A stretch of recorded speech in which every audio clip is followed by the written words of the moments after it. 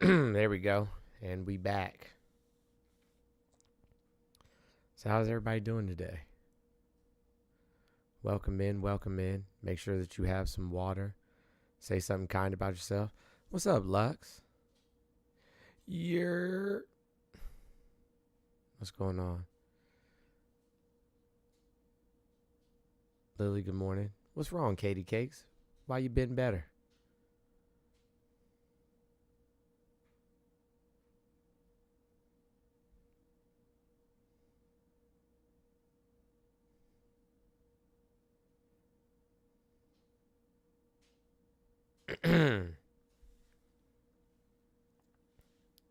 I tell you what, me and my sons went to go play basketball yesterday. I tell you what. Oh shit. Me and my We went to go play basketball yesterday. And although I can still run with, all the young folks, my my body feels it legitimately. Like my body's been beat to shit. I was like, yo, I don't know if I'm still built like I once was.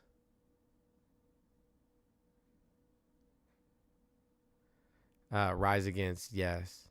And they're working on closing the Department of Education today. Starting to dismantle it.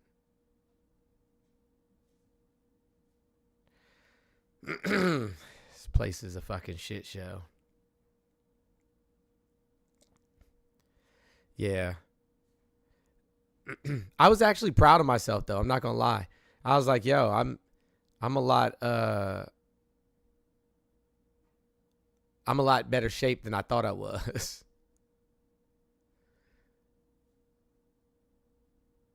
But still not. I think that once I'm out there more often, it'll all come back to me. But yesterday, boy. When I was done, my legs, knees, hands were all locked up. I was like, this is not it. This is not it at all.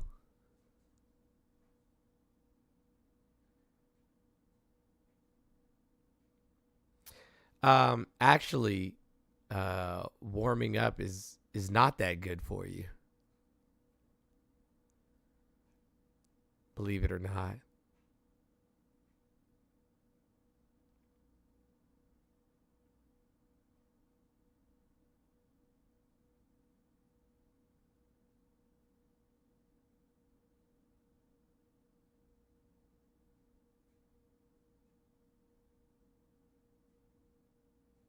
Good morning, Raybo.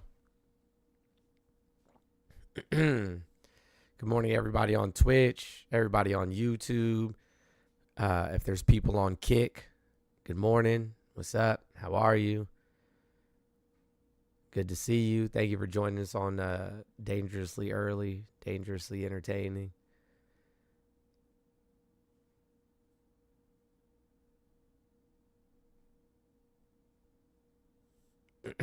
Yeah, I don't do any stretching.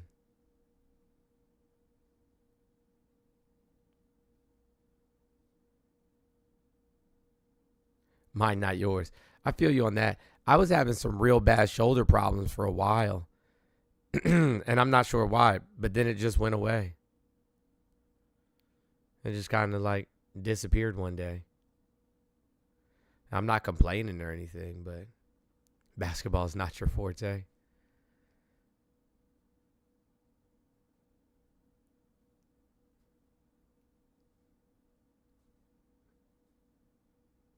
I should add stretching to it.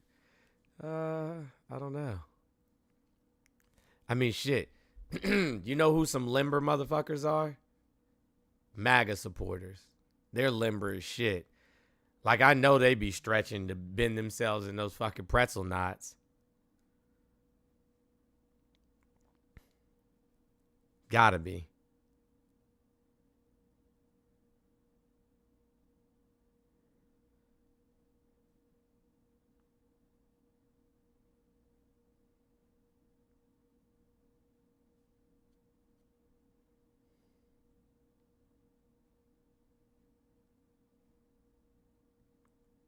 For those of you who have my number, I got a new phone the other day, and like all of my contacts didn't transfer over because I'm a boomer and I don't think I did the setup right. So I may have to ask some of you like whose number it is if you text me. Just giving you a heads up. What's up, William J. Slattery? How you doing over there, buddy?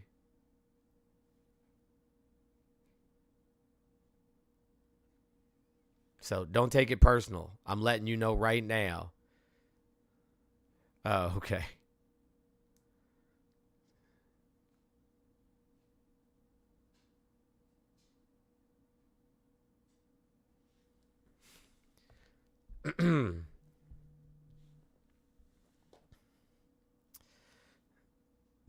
Yeah, Dill, I got you.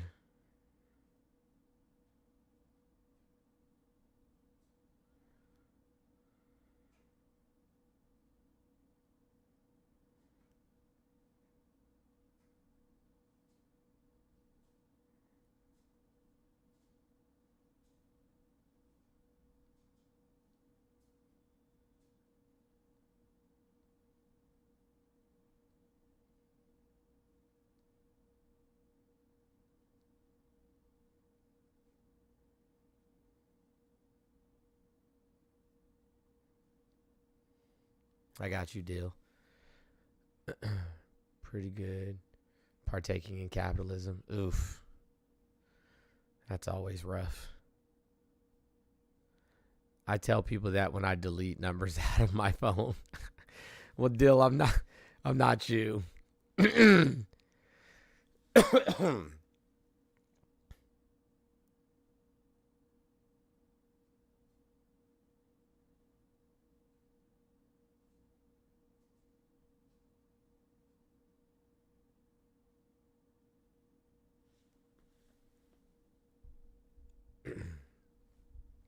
Hey guys, let's make sure we keep tapping the screen, sharing the live out.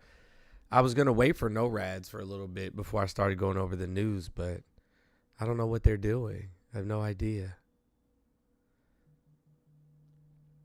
Like, I thought that they were, right behind me, but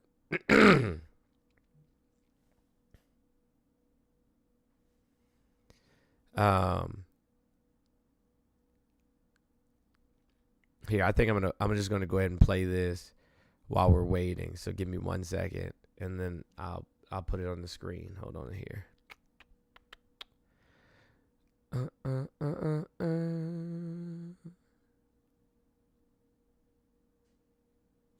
Put some of this news on the screen.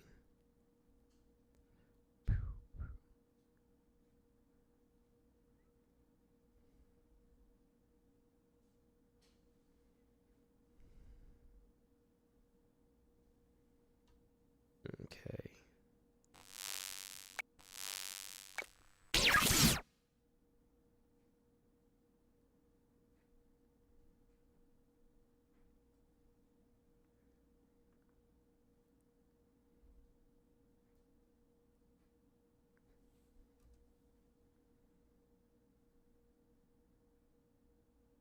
Sort of mysterious notice this afternoon, a reference to security concerns that went out to all employees at the U.S. Department of Education. Quote, beginning today at 6 p.m., all Education Department offices will be closed for security reasons. Employees must vacate the building by that time.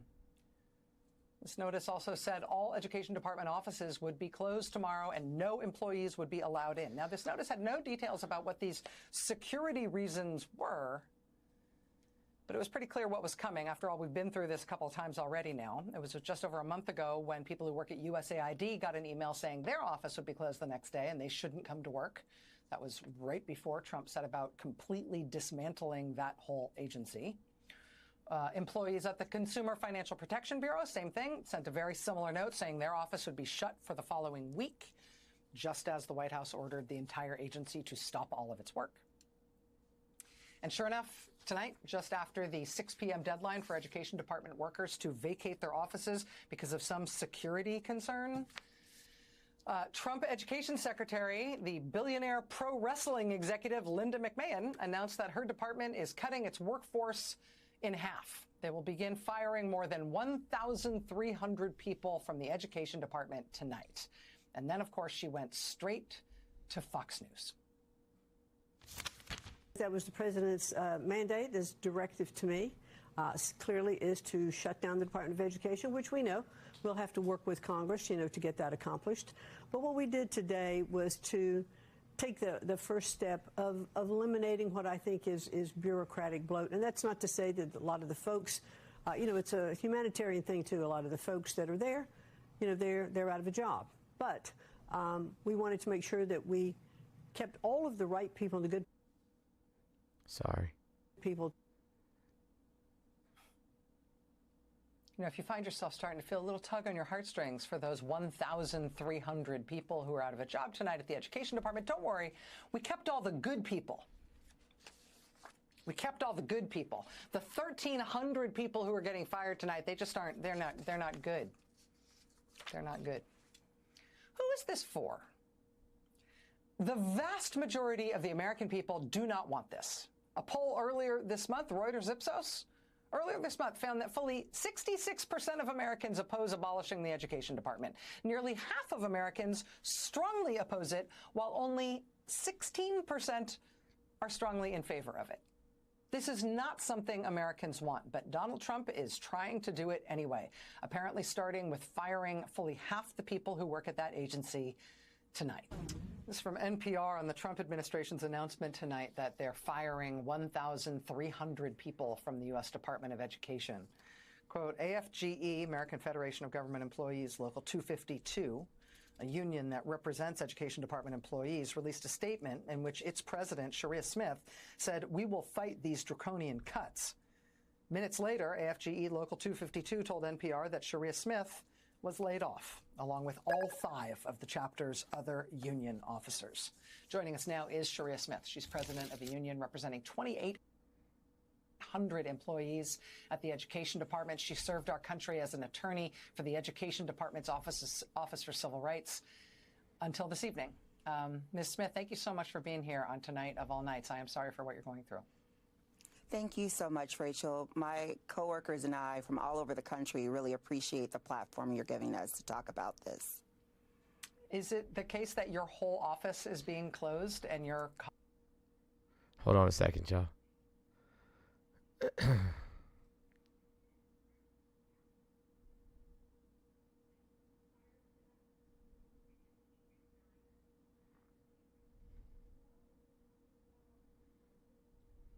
colleagues, all of your colleagues at your office were being I can't fired figure out how as well, to just make the screen. That's so interesting that you asked the question about our whole office. So we've reviewed the list of people who are set to be laid off. And I also listened to Secretary McMahon's statement about how they're keeping the good people. The people that they seem to be keeping are white men who happen to have graduated from very conservative schools. Not to say that they're not good. I think all of my coworkers are excellent. Many of them are members. But the coworkers that are being laid off as well are also good.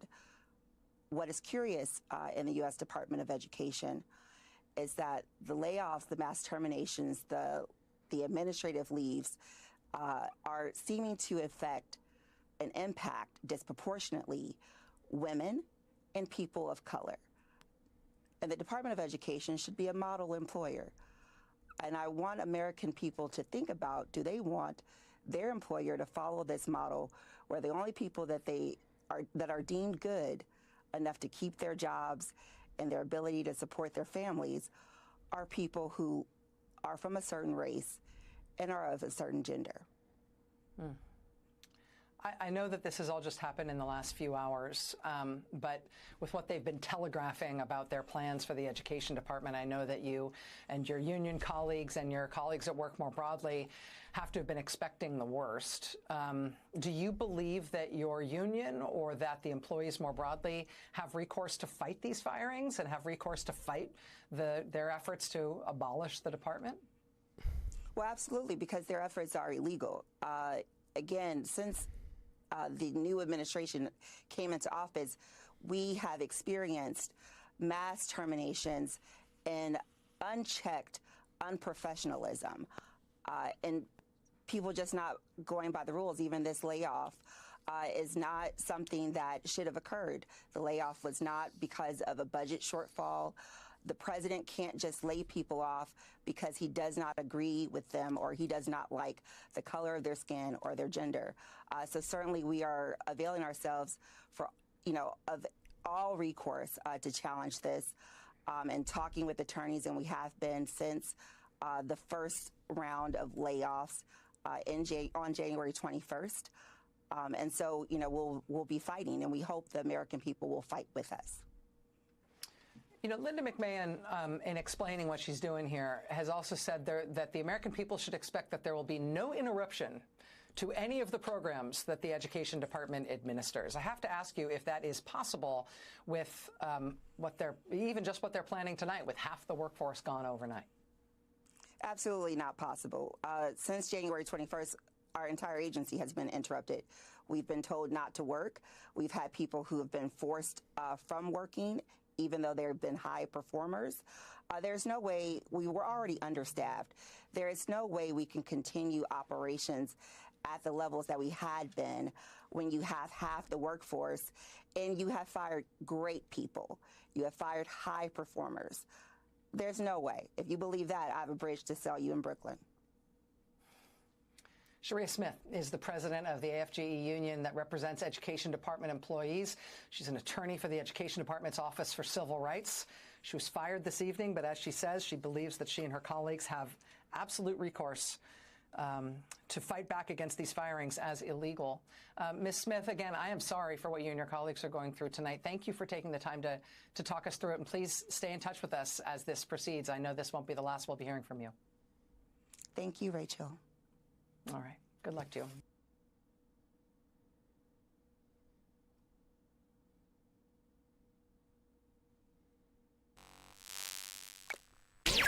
So there you have it, folks. That's the move. We're firing people from the Department of Education. Programs in the Department of Education will fail without the support staff. There's no ifs, ands, or buts about it. Those of you who have children on IEPs and 504s, make sure that you're reaching out to your school administrators, counselors, and things of that nature. And, see if there's a contingency plan, see if there's something that, they plan to do to make sure that there's no interruption of services, because I think that that's important.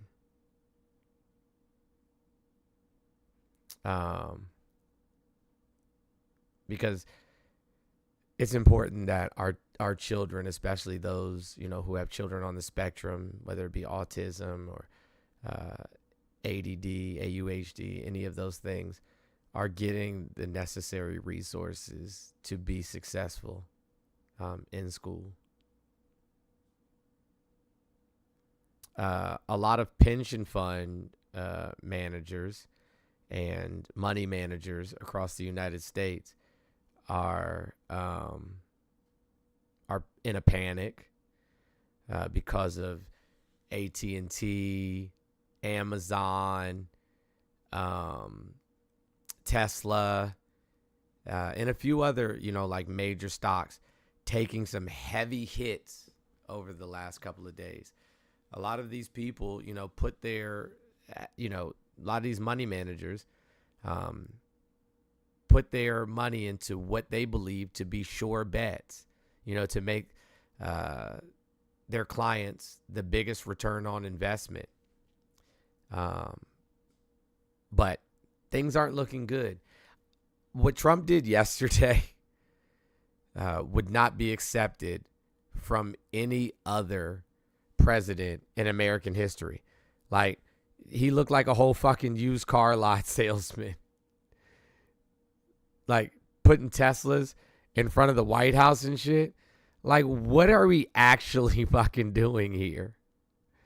Like, what is actually going on?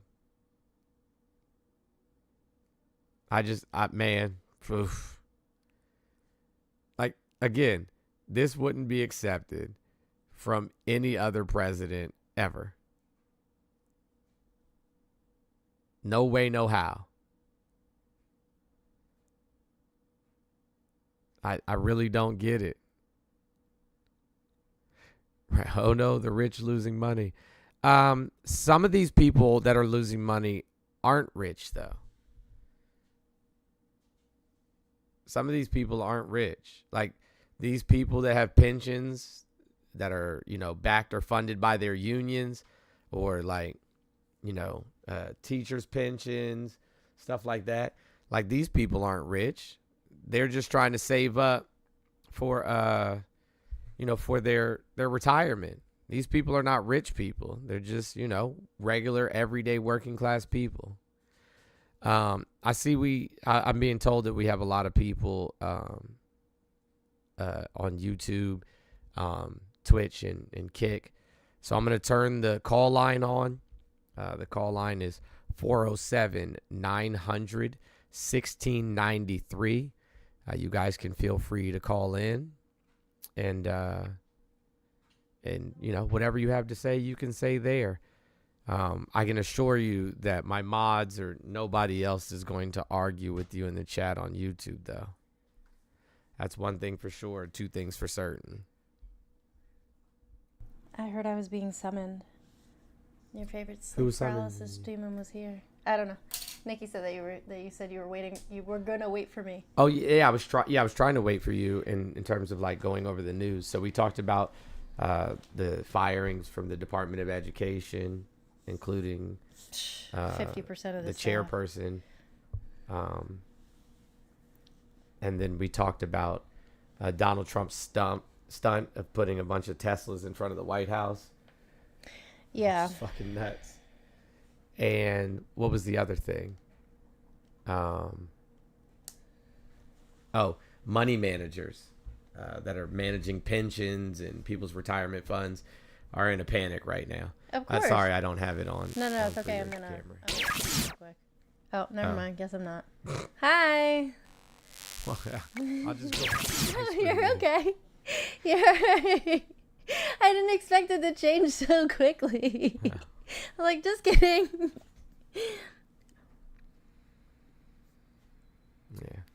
Yeah. So anyway, the phone line is now open. If anybody would like to call, feel free to do so. Again, 407-900-1693. Jones was too quick with the click. I wasn't ready. I mean, I'm still not ready. I don't look like myself today, but it's fine. I have to do content later, so I was like, I'm not going to wash my hair right now.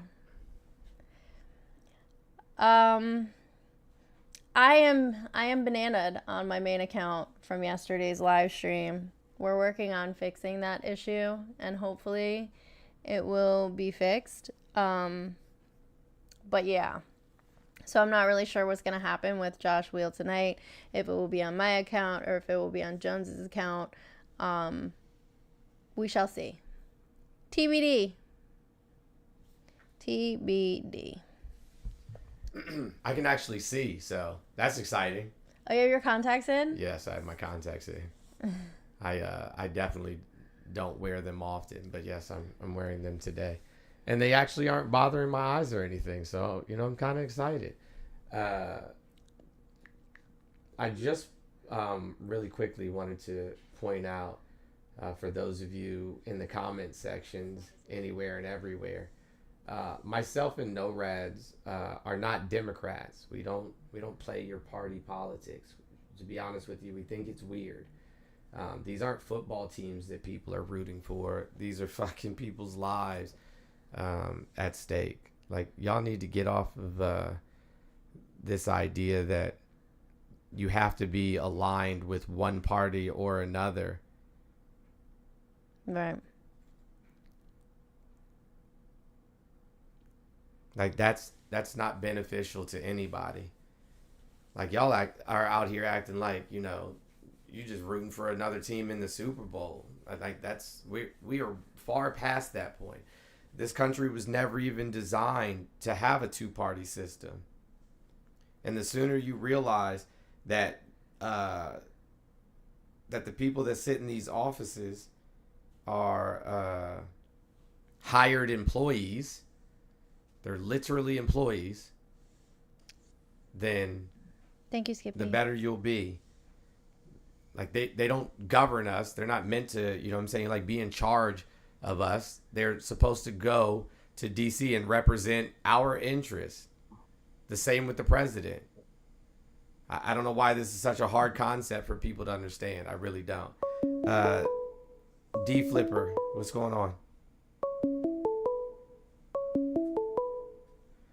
All right.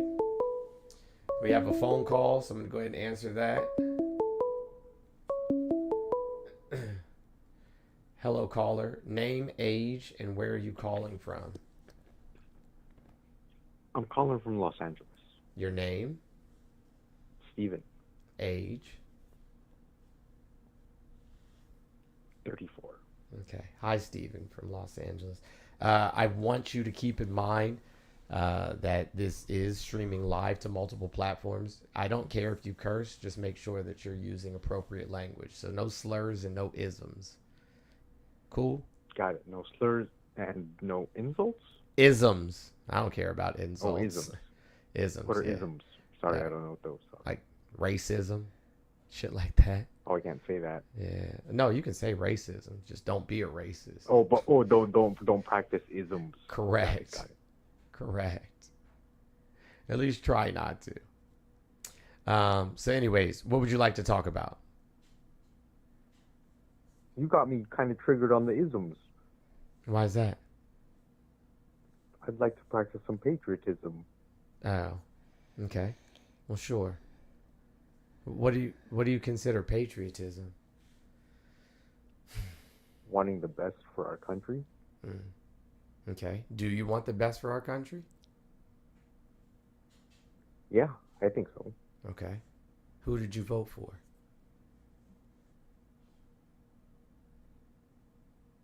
Do you want me to be edgy or do you want me to be... No, I just I want you voted to for answer the Kamala. question. Like, honest. You voted for Kamala? But I voted for Trump on his first term. Oh, okay. Why'd you vote for Trump in his first term? Because we had no history of his political career.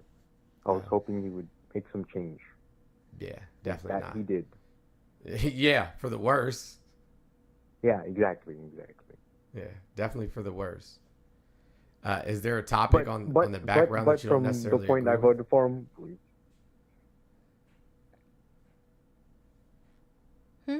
Oh, is there something I need to disagree? No. I'm just asking.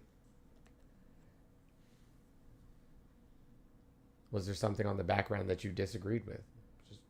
Just a question.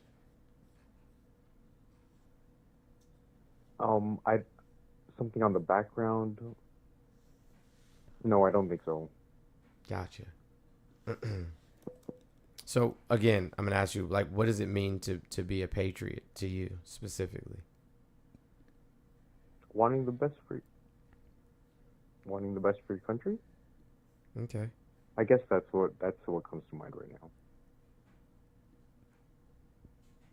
I got that. Do you think that the vast majority of Americans want the best for the country? Or do you think they want what's best for themselves? Not even the best for themselves.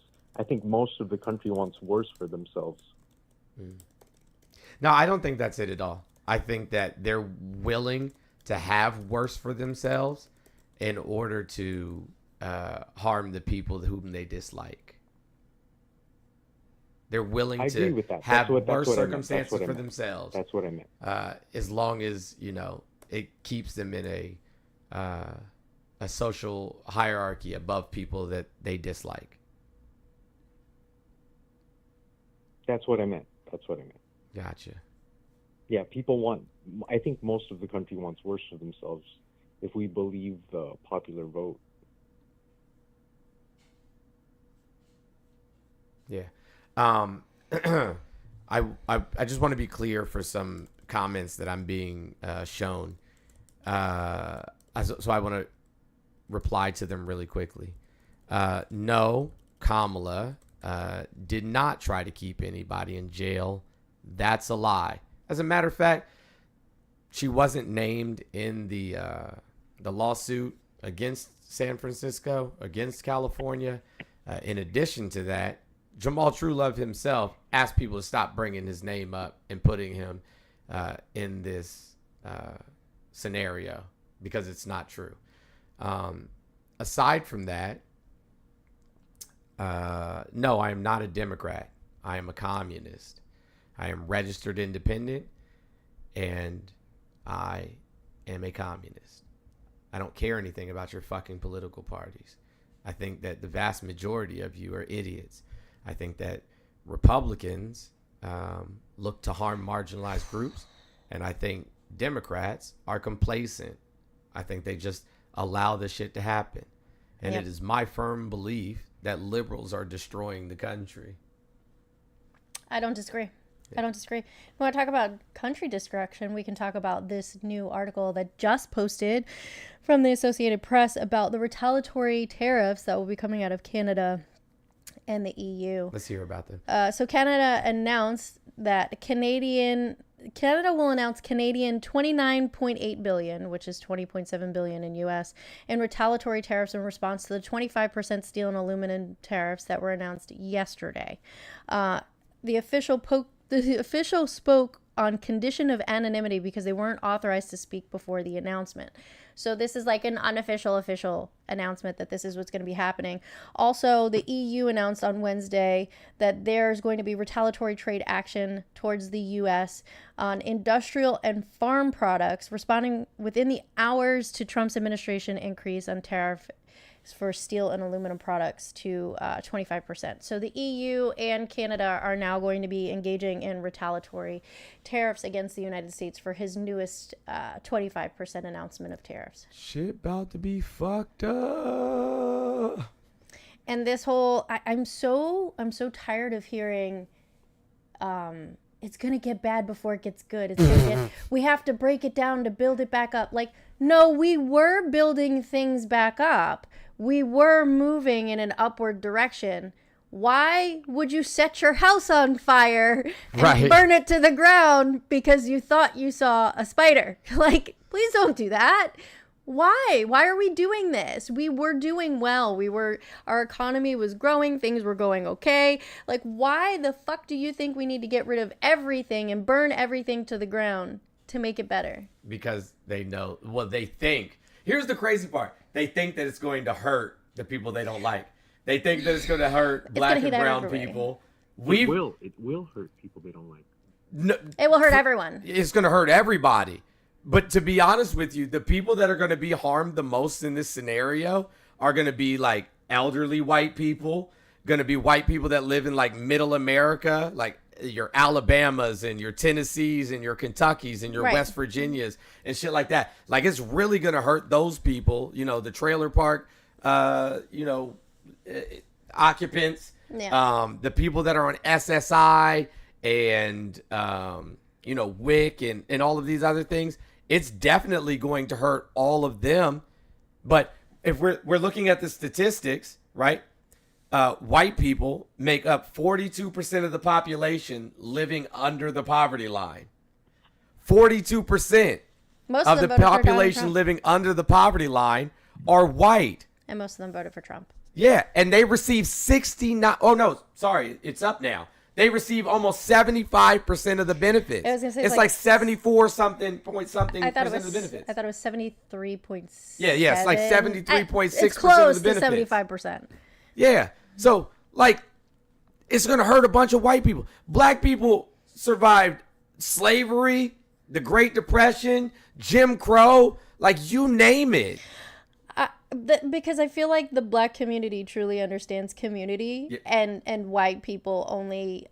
And Latin people will definitely go back to their roots, right, and take care of their communities. Asian people, if you go anywhere in the United States, you see that they spend their money with each other. You know what I'm saying? They all live near each other. Right. But white people, it's the individualism. Rugged individualism. Yeah. And so that's why they're going to hurt the most. That's why they're going to hurt the most. They're going to hurt themselves more so than anybody else.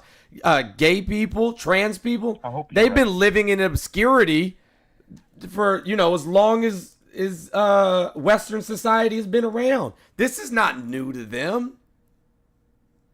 The only people this is going to be new to and harmful to are the people that have never been marginalized. Right. Now you are. And those poor areas that we're talking about, the ones who don't typically understand community like Alabama, are going to really be hurting after Trump froze $1 billion in food aid given to local schools.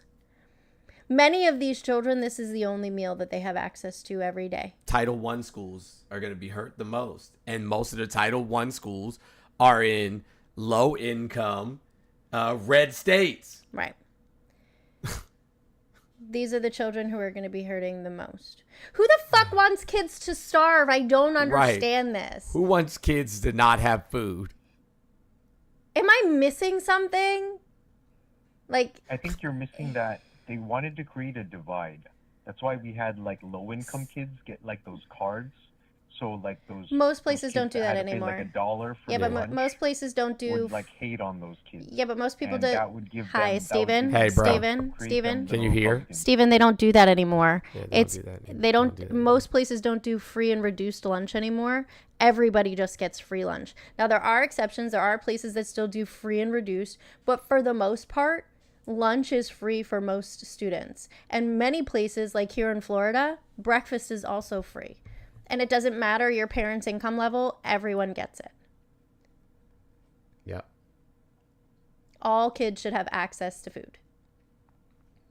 We throw away 9 times the amount of food. You're missing why Republicans would want to do that. Okay, so why?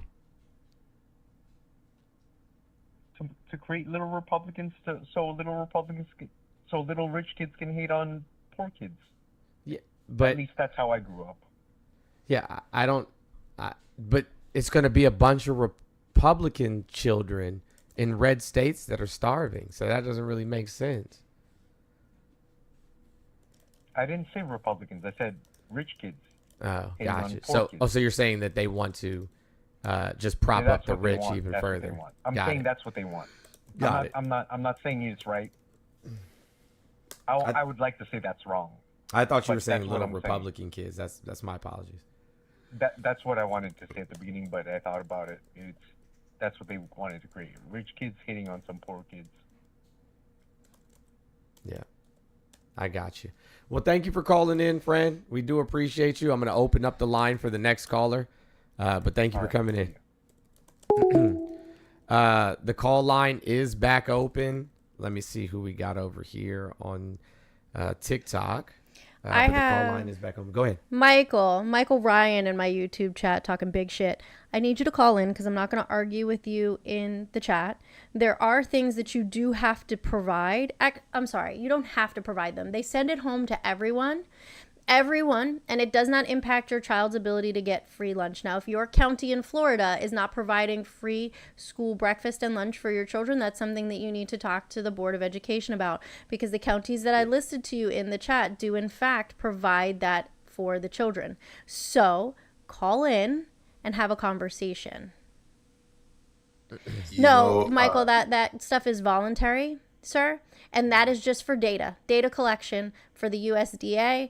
They want to know if children are in unsecure housing situations, if their financial situation is insecure as well. It's just for collecting data. It does not impact your ability. I have to fill it out every year. I don't have to. They send it home.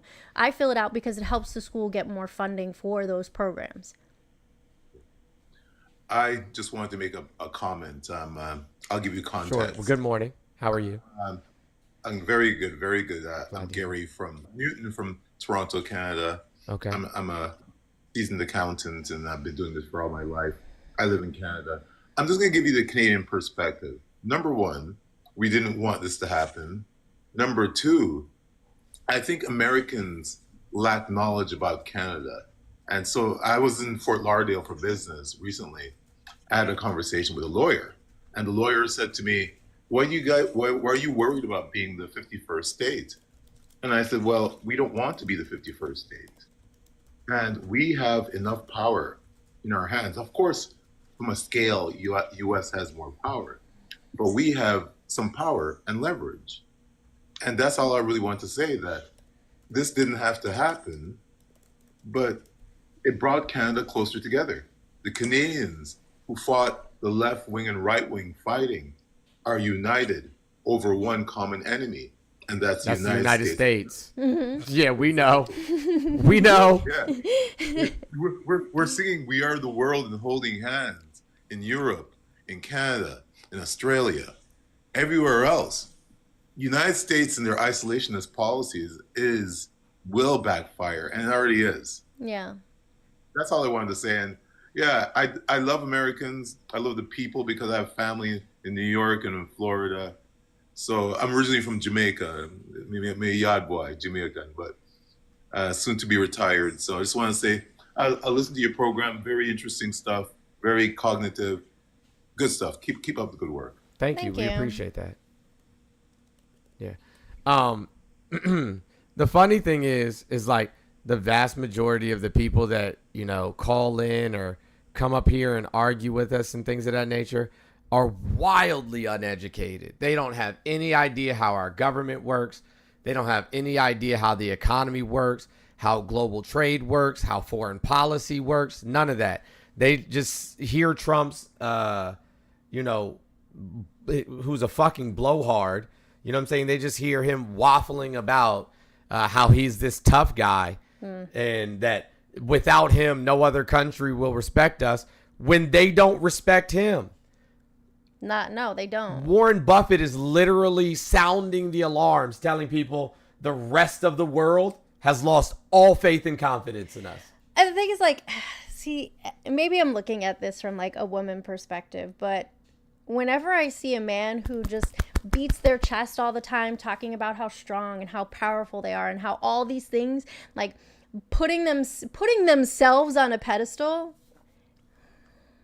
energy for real. Well, I mean, it doesn't make me you got a mushroom cap. It doesn't make me take you seriously. It doesn't make me have confidence in your leadership abilities or your ability to make decisions about what's best for the future of this country. It doesn't. It just makes me think that you're really insecure and you need other people to believe that you're not. Like, that is not a good leadership quality. That is not something that the president of the United States should be doing. You know, his previous administration talking about dropping the mother of all spicy balloons and doing all these things. You don't talk about it, you be about it. There's no reason for you to do a figurative phallus measuring contest in front of the world all the time, because it just shows that you're insecure and you don't have faith and confidence in yourself. But maybe that's just me. I don't know. Well, you know that conservatives don't care about women or women's opinions. That's why women don't want to date conservative men. Like, imagine losing your shit over a reality show because the woman left the conservative dude at the altar. Like, what the fuck did you expect? I haven't seen it yet. I haven't made my way to that episode. Well, I mean, everybody knows it happened. It's I know, but media. I'm avoiding it like the plague because I want to see it for myself. But I have to get there first because the story is pretty interesting. He essentially lied to her. I know. Pub told me all about it. Oh, did he? Chismoso. Right. No, that's exactly right, though. You know, he sent me a text or a message at like 2:30 in the morning of the top 10 places to live in the United States. And he said, funny that California's 5 of the top 10. I was like, bro, get over it. I was like, plus, I can't trust this list. It has fucking Nebraska, Kansas, South Dakota. I was like, fuck that. I don't believe that shit. I don't believe it either. I'm reading here about another program that was cut, but I think this is all encompassing. Another $1 billion for HUD, part of the funding freezes. And it's so funny that exactly what you just said is the photo that they chose to use. It's an elderly white woman in her apartment. Yep. I told you. Listen, I said that the price of avocados are going to skyrocket Yeah. Where you could buy 3 avocados, you know what I'm saying, organic ones at that, for under $4, and that the price was going to go up to $4 per avocado. Yesterday, in the grocery stores, avocados are $4.07 per. Not the avocados. I be trying to tell y'all, but hey, listen, don't. And not everybody eats avocados, cool, but everybody eats onions.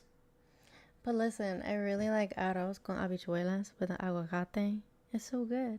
Not that I've eaten it in a long time, but now I can't because I'll look at it and go, bro, you're too expensive. Bye. I can't do it.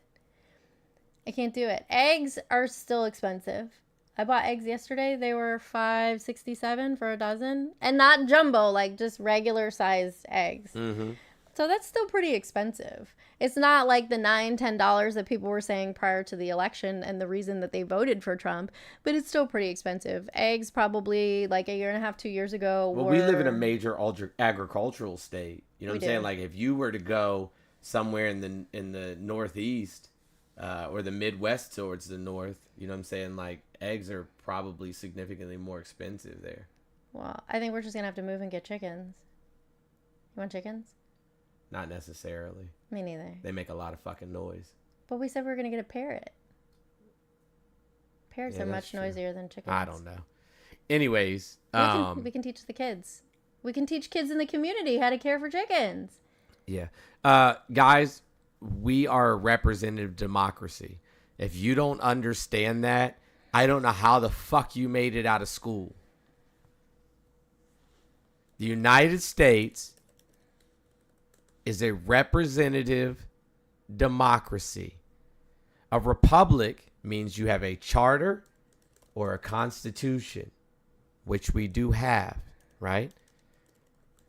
And then we elect through a democratic process representatives to represent us in Congress and in the presidency. Like, y'all are fucking embarrassing. Yes. Fucking embarrassing.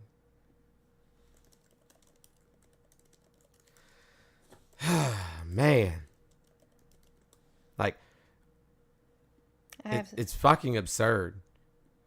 Fucking absurd. I have something for this. Oh, it's not the actual theme song. I was going to play the Are You Smarter Than a Fifth Grader theme song. Apparently not. It's just the think music. Apparently not. But again, as I said, there is a call line, 407 900 1693. I know you guys can see it on the screen. This is a live call-in show. So if there's something that you'd like to say, don't bore my mods with it. And also, the vast majority of you just fucking arguing with each other, which is weird-ass behavior. For real. Hey, we're going to put that on the stream deck. What? The Are You Smarter Than a Fifth Grader? I'm going to get the actual thing, and we're going to put that on the stream deck. It's got to be on there. Yeah, like, nobody feels like arguing with a bunch of children in the comments. Like, shit is weird. Yeah. But call in. I'd be happy to have a conversation with you. I'd like to know what you think about these freezes in spending that are going to impact access to affordable housing for the elderly, as well as food for children. I really want to know what you think about that, if you think this is necessary and why you think it's necessary. Representatives from the Social Security Administration said yesterday that there's going to be some massive delays in checks. Mm-hmm. Eesh. Hello, caller. Name, age, and where are you calling from? 10th Man, Alaska, and 48. 48. Okay. I'm sorry. I forgot. I mean, not forgot, but I did not hear the first name. I do apologize. 10th Man. 10THMAN. 10th Man. Got it. Okay. I apologize. Well, hello. Good morning. Remember, this is streamed to multiple social media platforms, so please make I'll sure. keep it tooth. Don't worry. Gotcha. All right, cool. That's all we ask. I don't care about cursing or anything of that nature, but. No, I gotcha. Gotcha.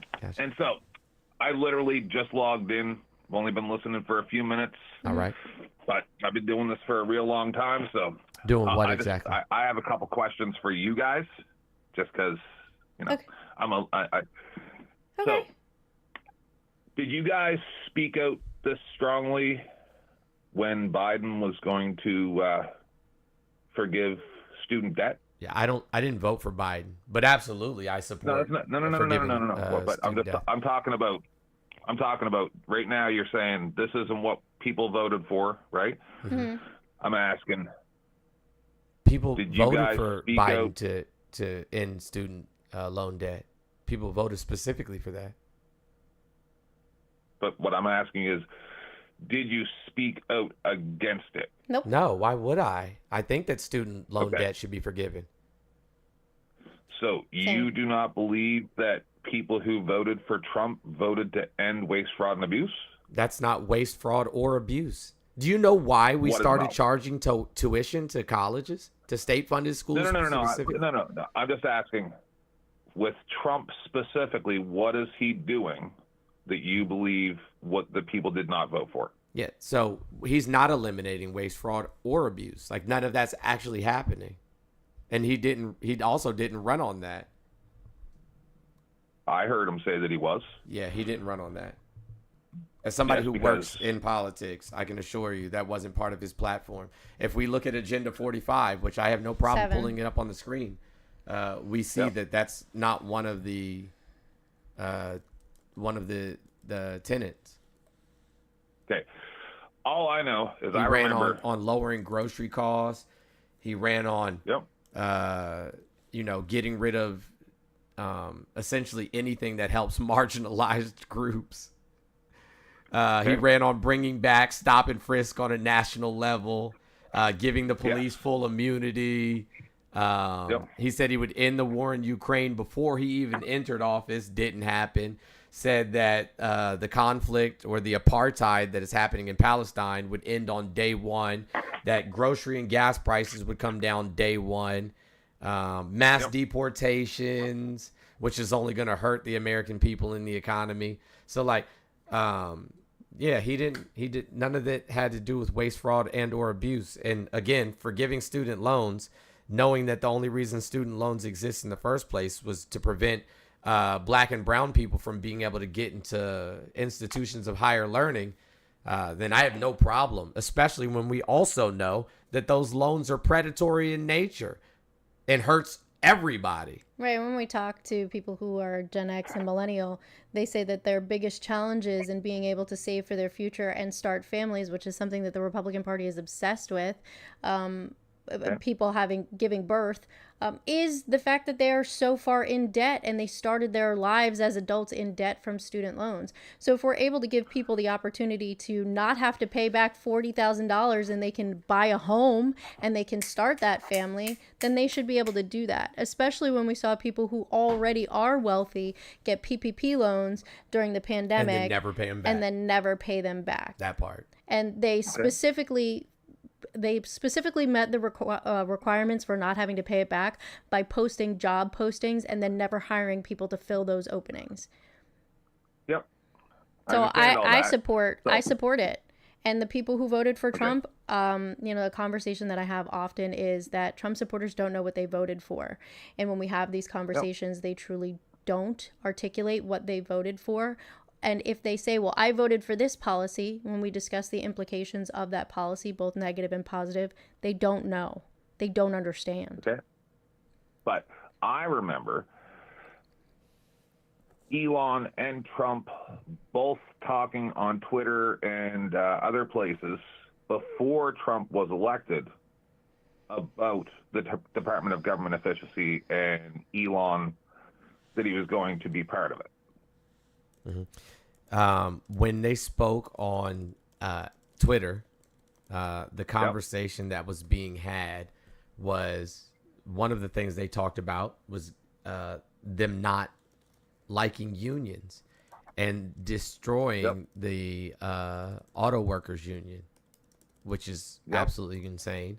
One of the things they talked about that Elon said on that Twitter live, and in the interview following with Tucker Carlson, that if Trump doesn't get elected, him and Trump were probably going to go to jail.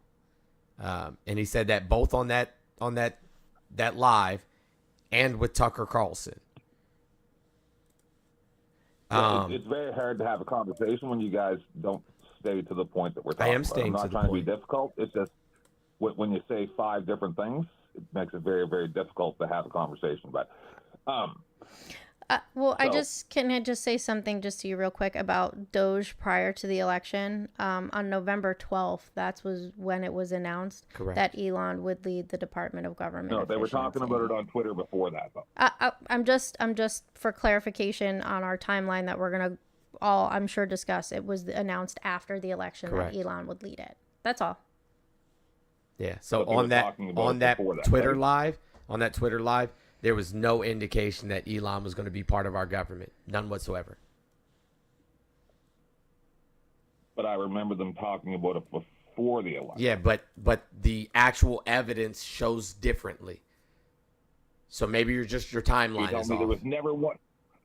There was never one tweet, nothing ever before the election, even though I remember it. Yeah, the only thing that Elon was tweeting prior to that was how he was going to help Trump win the election, but not about him being an entity inside of the government. Because people came out immediately after and were like, we didn't vote for Elon.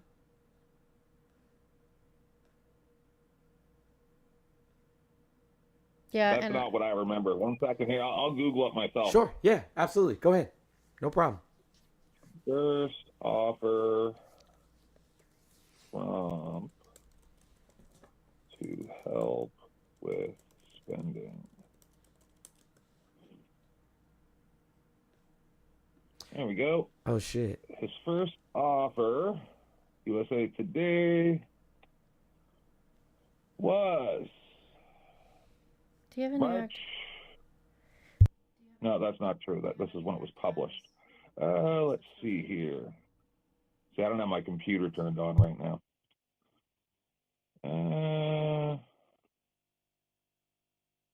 Wasn't really prepared to have a 1 second here. First day in office.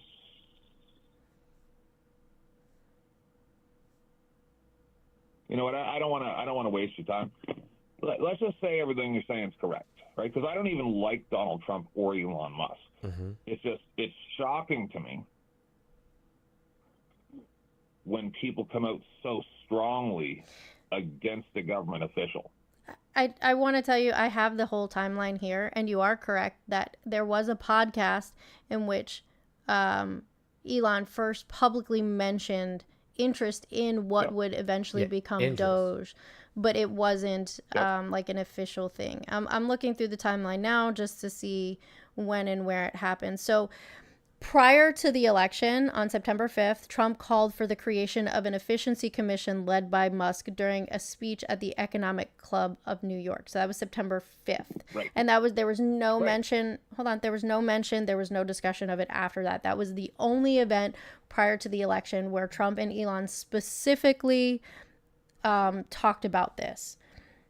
And then on November 12th... Because I remember when Tim Pool interviewed him, they brought up during that interview. It was only like a 15-minute interview after the RNC or whatever, right? That's what I'm saying. I saw Trump talk about this on multiple different podcasts. I think he even mentioned on Theo Vaughn before the election. Who the fuck is Theo Vaughn? He's that dude with that has the mullet haircut. Oh, the guy who was on the what was it? Road the MTV show? Yeah. Oh, well, who the fuck listens to Theo Vaughn? He's just a guy. So I have the timeline here. Right, no. I'm not disagreeing with you. I'm just going through the timeline. There was August 2nd when Musk first mentioned it. Then there was August 12th, when they were on X together, that he raised the idea of the Government Efficiency Commission. And then there was August 19th, where an X user proposed the organization be named Doge. And then there was September 5th. But there's been like nothing, you know, they're floating ideas. There was nothing. And people didn't vote for Elon. They voted for Trump. No, they voted for Trump and Tulsi and Vivek and all the people that have... Because initially Vivek Ramaswamy and Elon Musk were supposed to run Doge. And right after, actually on Inauguration Day, Vivek was like, no, I'm good. I'm not going to do that, No, that's because Vivek is kind of shady. That's why. Hold on. Elon's not shady, but Vivek is? I mean, I'm not disagreeing that Vivek's shady, but Elon's not shady? Yep. They're cut from the same cloth. Yes and no. Yes Elon said, do you want me to play? Here, I'm going to play Elon saying he's going to jail if Trump doesn't get elected. Okay.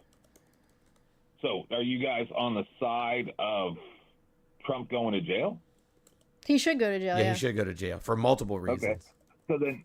For a vast array of reasons. Do you guys agree with the blanket pardons for Biden's family? Yeah, I don't. 10 years? Listen, if Biden or anybody in his family did anything wrong, Joe Biden, Jill Biden, Hunter Biden, you can dig up the son, Beau Biden, the daughter, the dog, send them all the fuck to jail. I don't put them in Guantanamo, bury them under Guantanamo. Matter of fact, you don't even have to take them to Guantanamo. You can take them and drop them in the middle of the fucking Antarctic, and I wouldn't give two shits.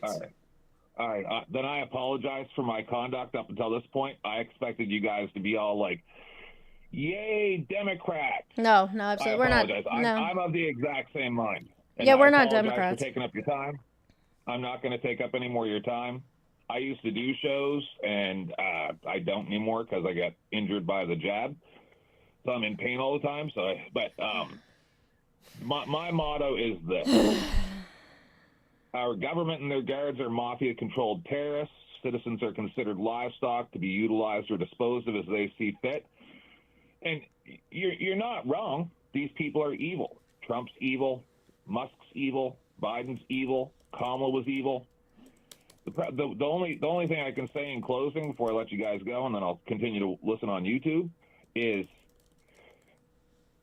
even though Trump may not be a great man, I don't see anybody else standing up to do the job. He's not standing up to do a job. He is literally trying to dismantle the government, privatize the vast majority of government agencies so that him and his rich friends can enrich themselves. Period. What would be your alternate? Not have a fucking fascistic oligarchy.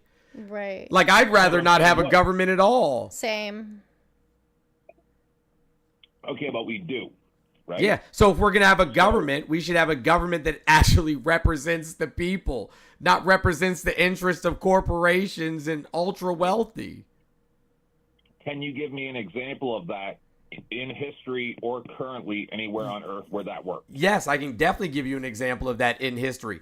The way that we got out of the fucking Great Depression was by charging the corporations and the ultra wealthy a fair tax wage and forcing them to pay it. Up until, and then I believe it was 63. Yeah, exactly. And then putting social programs and social safety nets in place to build up the middle class. That's why we had the greatest middle class on the planet. Yep. I agree. And people can say whatever the fuck they want about the USSR. The USSR fucking had the best space program on Earth. We just happened, because of black women, to be able to land on the moon before them. But they circumnavigated the globe. They orbited the moon. They sent satellites into space well before we ever did. They were able to industrialize at a rate 9 times faster than any other industrialized nation. No, you're not wrong. It's just I can't see how what you're suggesting would ever happen. I mean, but that's how we existed for the vast majority of human history. No, I understand, but I'm saying I can't see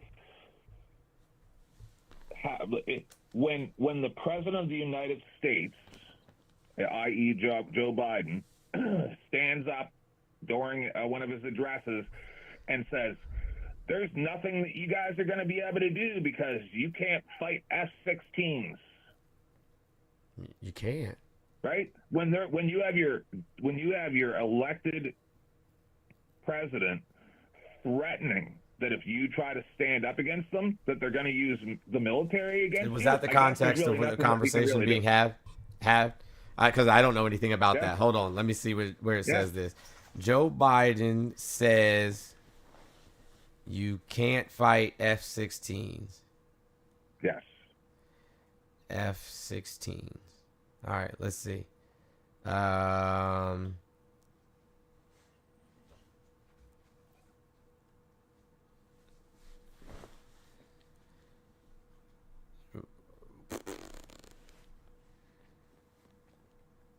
Hold on a second. Well, so Washington Examiner, trash. New York Post, trash. Fox News, trash. So there's a video of it. I heard him say it. Well, yeah, but is it a clip? Yep.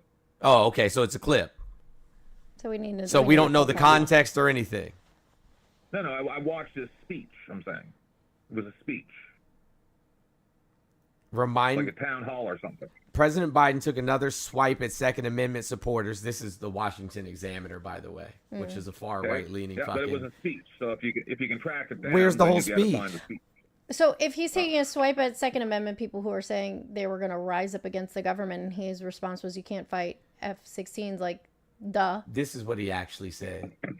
There's a lot of things we can change because the American people, by and large, agree you don't need a weapon of war. I am a Second Amendment guy. I taught it for years, 6 years in law school. And guess what? It doesn't say that you can own any weapon you want, because it doesn't. It says that there are certain weapons that you just can't own. Even during when it was passed, you couldn't own a cannon. You can't own a machine gun. You know, I love these guys who say the Second Amendment is, you know, the tree of liberty is water with the blood of patriots. Well, if you want to do that, if you want to work against the government, you need an F-16.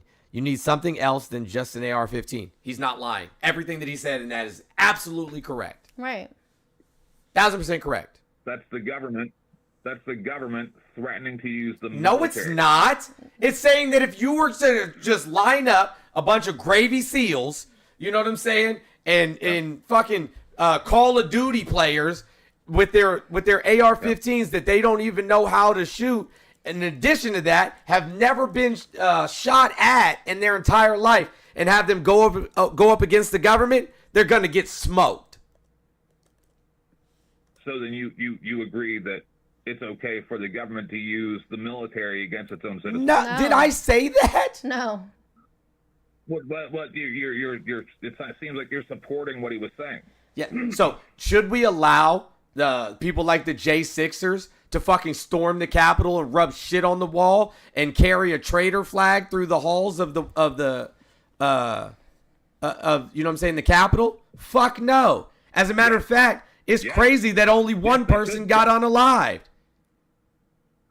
Yes, that's exactly how it should be done. Just like all the memes that we've seen showing up all over the internet now, that how did these government officials go, like AOC, for instance, go from being a bartender to being worth $29 million? She's not. That's a lie.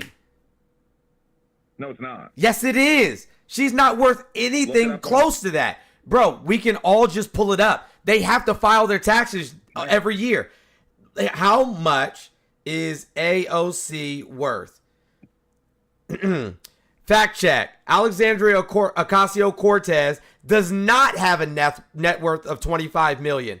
Most recent financial disclosure filed shows that she has between $30,000 and $45,000 in assets, including her 401k pension plan, and owed at least $15,000 in student loan debts.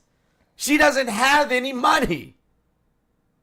And so you don't think she has any money hidden like Nancy Pelosi No. and those people? No, not as a fucking junior senator. I mean, as a matter of fact, AOC was one of the people who sponsored that bill that came forward about insider trading. Correct.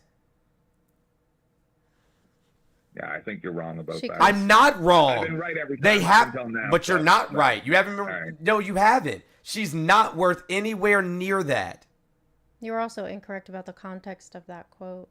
That quote, I believe, stemmed from another mass pew-pewing incident. Correct.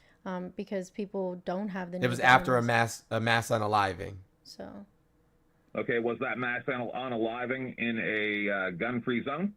Oh my God, Jesus H. Christ! So you want our children to go to prison camps to be educated?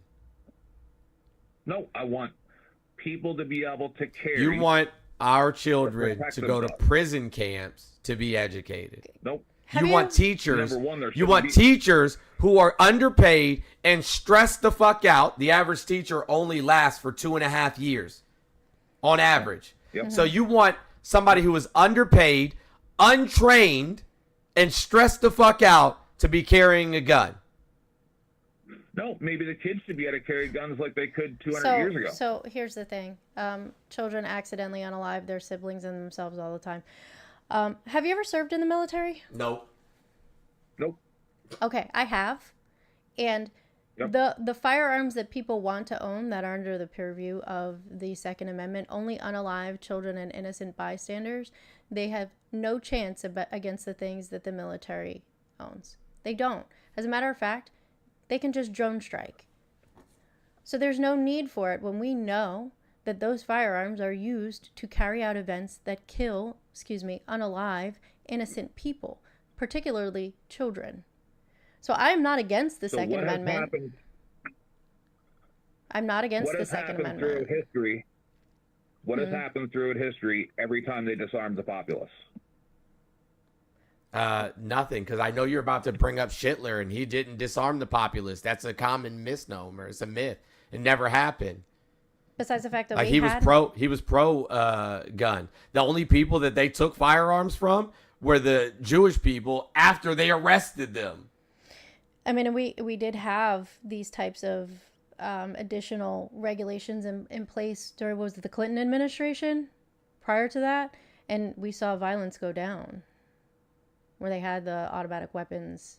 And 200 years ago, all we had was like muskets and fucking, you know what I'm saying, like powder guns, you know what I'm saying, where you had to put like the ball in there and then the powder and then, you know what I'm saying, like you could only shoot one thing, and then it was 5 minutes before you could shoot again 200 years ago. So it didn't matter what the fuck they were carrying. That's not completely true, but so I don't want to take up you guys' time. I'll just say this about what you said about that they couldn't own cannons. Yes, they could. No, they they were couldn't. privateers. They were allowed to have ships with cannons. That's so that those were people on the sea. They literally had to have license for the cannons so that pirates didn't get them. Nope. You couldn't have a cannon in your backyard.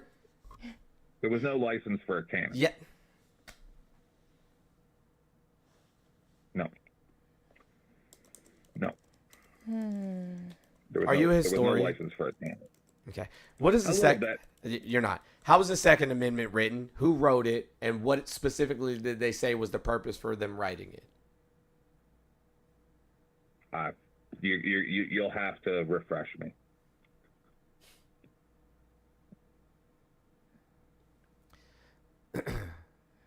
The Second Amendment says that the rights to keep and bear arms shall not be infringed. Infringed specifically means the power of the state, meaning the entirety of that state, the people who collectively make up that state, should be able to have a militia that has firearms. When the Constitution says, sir, let me finish. Sir, please let me finish. Yeah. The word abridged is talking about personal rights. So if it says the right to keep and bear arms shall not be abridged, it's talking about individuals. When it says infringed, it's talking about the collective group. That's why there's no period. That's why there's a comma. And in those times, English was very important. They wrote what they meant and meant what they wrote. A well-regulated militia being necessary. Yep. So for the protection and safety of the state. So you believe the rights of the people in that state's ability to bear arms shall not be infringed, not abridged. Yep. So then, as far as you're concerned, the Second Amendment does not guarantee the right. It doesn't. Not until 2008. Not until 2008. Prior to that, it never granted that as a right. So that's what you believe. That's what I know to be true. I read the documentation, the letters back and forth, you know what I'm saying, between Madison and Mason. And what they were concerned about, especially Madison, who was in Virginia, is that there was a lot of enslaved people uprising. There was also indigenous people who were going to these plantations and trying to take back their land. And they were afraid that a standing national army wouldn't be able to make it to one of these plantations where the slaves were revolting or where the indigenous people were raiding in time to defend them. So they needed a standing militia within the state to be able to combat these issues. So they wanted each state to have their own militia, not just every random person walking around with a firearm. Okay, that's not what I believe, and that's not my interpretation. But you can read it directly from their writings. I mean, constitutional law scholars, professionals, this is what they do. They agree with what Jones says. Well, not all of them. So, from what I understand from what you're describing then, how do you believe a citizenry would be able to stop a tyrannical government then? They won't. They can't. The only way that, not with a collective, you know what I'm saying, amount of help. Now, what I do know, right, is that we the people outnumber, you know what I'm saying, government officials and the military personnel. But we don't have the armory or the armament. Like, none of us are stopping an Abrams tank. None of us are stopping a Black Hawk. None of us are stopping, you know what I'm saying, a drone. Like, a drone could literally pick me off right here sitting in this seat as we speak. And there's nothing that the collective can do about it. However, right, if that were to happen, there's a whole entire globe that exists. I mean, that consists of other countries that are eventually going to, you know, intervene. And that would be our best hope. What do you mean? How would they possibly intervene? What do you mean? By launching their militaries. Well, the problem is the International Criminal Court set out the warrant for Bibi Netanyahu, right? And now, just a few days ago, it was found that they can't do anything. It's not within their jurisdiction. So I would like to know how it is when how any member would be held responsible. Yeah, any member of NATO. Any member of NATO or a UN nation can execute said arrest warrant. Nope. Yes. Just look it up right now. Just literally, I think it was Friday that was all revoked, and they have no jurisdiction to be able to hold revoked when? I think it was Friday. Revoked by whom? I think themselves. I'll look it up right now if you want. I'm looking it up. Yeah, I don't see anything.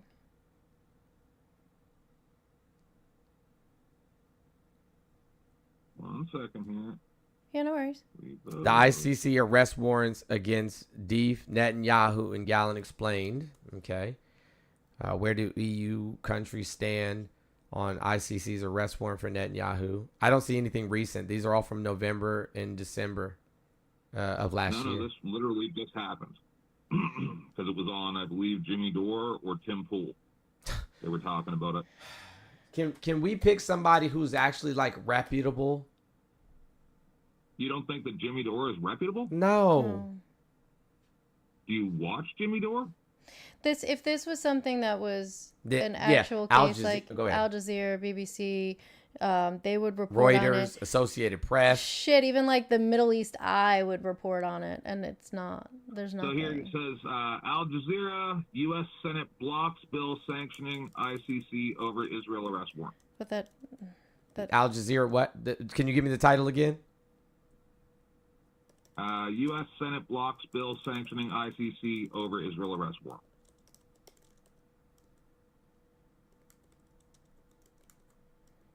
I believe that's what this is about. Like, I'm not exactly prepared to come on to your show. No, you're good. I It's just okay. came on to give you my opinion. I only see that from... You're good. It's okay. We understand, like, sometimes we look stuff up in real time, too, to get, titles and articles to direct people. The only thing that I see the Senate bill blocking is from January 28th. But I'm going to look through it real quick. From what I understand, that's now been... So what that is that bill would block the sanction of the ICC. Yep. So that. Yeah, they blocked the passage of a bill that would sanction the ICC. So it allows for the arrest of Netanyahu and Yoav Gallant. Mm-hmm. Yeah, it's doing the opposite. I think you just misunderstood I think there's more to it than that. I'm not seeing anything. I'm very rarely wrong. Yeah, the court simultaneously issued a warrant for Hamas commander Mohammed Deif for his role. I get you. So this bill did the exact opposite. Yeah. I might have referenced the wrong one. This is all I'll say because I don't want to keep you guys. Right? If you want me to stay, I'll stay. Yeah, no, it's cool. You're providing good conversation, and I appreciate your perspective on things, but I just don't see what you're talking about here. I don't see it. I understand. The only Democrat that supported this was John Fetterman, who swiftly earned praise from AIPAC. Right. So no, we have the jurisdiction for certain to arrest him. I would hope. So my problem with the whole situation is I agree with you.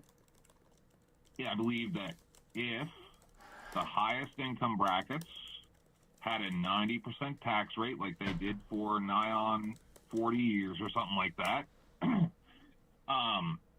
if citizens had any type of retaliation avenues when there are illegal FISA warrants, right? Like, our citizenry has been put into a place where they don't even need to get a FISA warrant. All they have to do is contact one of the other Five Eyes members and have them spy on you instead, right? So unless we can eradicate all of that, well, along with a lot of other horrible things that are going on, then all of our talk and discussion is literally a waste of time. Yeah, I mean, like, you guys know about the Five Eyes, right? Yeah, but you know what I'm saying? Like, I think that we should, you know what I'm saying, have intelligence on all government agencies, operatives, and representatives. I think that they should be constantly being under a microscope and investigated because these people are hired employees. You know what I'm saying? Like, if you own a business, right? Amazon has cameras all throughout the warehouse to make sure that people aren't putting shit in their pockets or, you know what I'm saying, throwing shit in their book bags or hiding stuff in the break room to take home, right? They have cameras inside their truck, facing outwards, inwards, in the cargo area, the whole nine. They have trackers on all the vehicles. Like, we should have that same eyes on our elected officials. These people are our employees. So I don't give a fuck about FISA warrants being issued for every single member of Congress, every Supreme Court judge and justice, every federal judge, every the president, all of the cabinet members. I don't care about that. But what about political campaigns like they did to Trump? That too. No. Yes. Not when you're a private citizen. Yes. When you're a private citizen. If you are running for political office, you have taken yourself out of, you know what I'm saying, private citizen status. You have made yourself, you know what I'm saying, a person of interest. Period. So then what about every star then? They're not running for office. We're not even considering them. We're not considering electing them to represent us and create our laws. And create laws. But until you won the election, you're still a private citizen. Don't care. So then after that, they can stop. You know, keeping eyes on you. Once you lost the election, then everybody can go back to doing whatever the fuck they were doing before. Yeah, you should definitely be watched. Would they have to get rid of all that information that they accumulated? Sure, yeah. During that time, then? Yeah, toss it. All right. I mean, that unless you were committing crimes. It's just I agree with you 1,000,000,000% that we should have tabs on every single penny, on every action that's made. There should be none of these continuing resolution bills where CR blah blah blah, 35,000 pages. I agree 1,000%. I don't agree with that they should be able to monitor citizens. If that citizen is running for a political office, especially president of the United States, absolutely they should. And the fact that we have people in the cabinet right now that didn't go through traditional background checks is absolutely insane. Yeah. But you do know that the warrants that were applied through FISA for Trump and his campaign team that they had provided false evidence, because one of the people, as part of the FISA warrant, they omitted the fact that person was a confidential informant, I believe, for the CIA, and the lawyer that made the application for the FISA warrant took out the fact that they knew that this person was a confidential informant, and then applied for the FISA warrant. Are you aware of that? I don't care. Trump's a known criminal. He's been a criminal all his life, so I really don't give a fuck. Yeah, well, like he's literally been a criminal and a fraud his entire existence. So, you know what I'm saying? Like I don't have any empathy. I don't have any I don't have any empathy for people, you know what I'm saying, who are continuously engaging in crimes of opportunity. I get you. I just think what was it about Trump's former tenure as president that gives you the indication that he's a tyrant? His unnecessary trade wars, for one. Like, again, I understand this because I studied Hitler in great detail. Yeah. You know what I'm saying? I wrote my whole entire thesis on it. Hitler did the exact same thing. He gave ultra wealthy people tax incentives, right? He destroyed, like in his last presidency, he destroyed housing and urban development. Mm-hmm. He eroded a lot of the parts of the Department of Education. He destroyed our USDA. He bankrupted thousands of farmers, legacy farmers, and then those farms that were in bankruptcy got bought up by either his billionaire buddies or fucking foreign nationals from China, who he started the trade war with. Yep. We already lost over 2 million manufacturing jobs before COVID-19 ever hit. Like, there's nothing that he did that was positive. He asked fucking the attorney general and the generals of the the Joint Chiefs of Staff if they could deploy the military, the U.S. Army, on American citizens. When people were protesting, he said, well, can we shoot them in the kneecaps? He did say that. Like, what the fuck? Oh, and here's the icing on the cake. Here's the icing on the cake.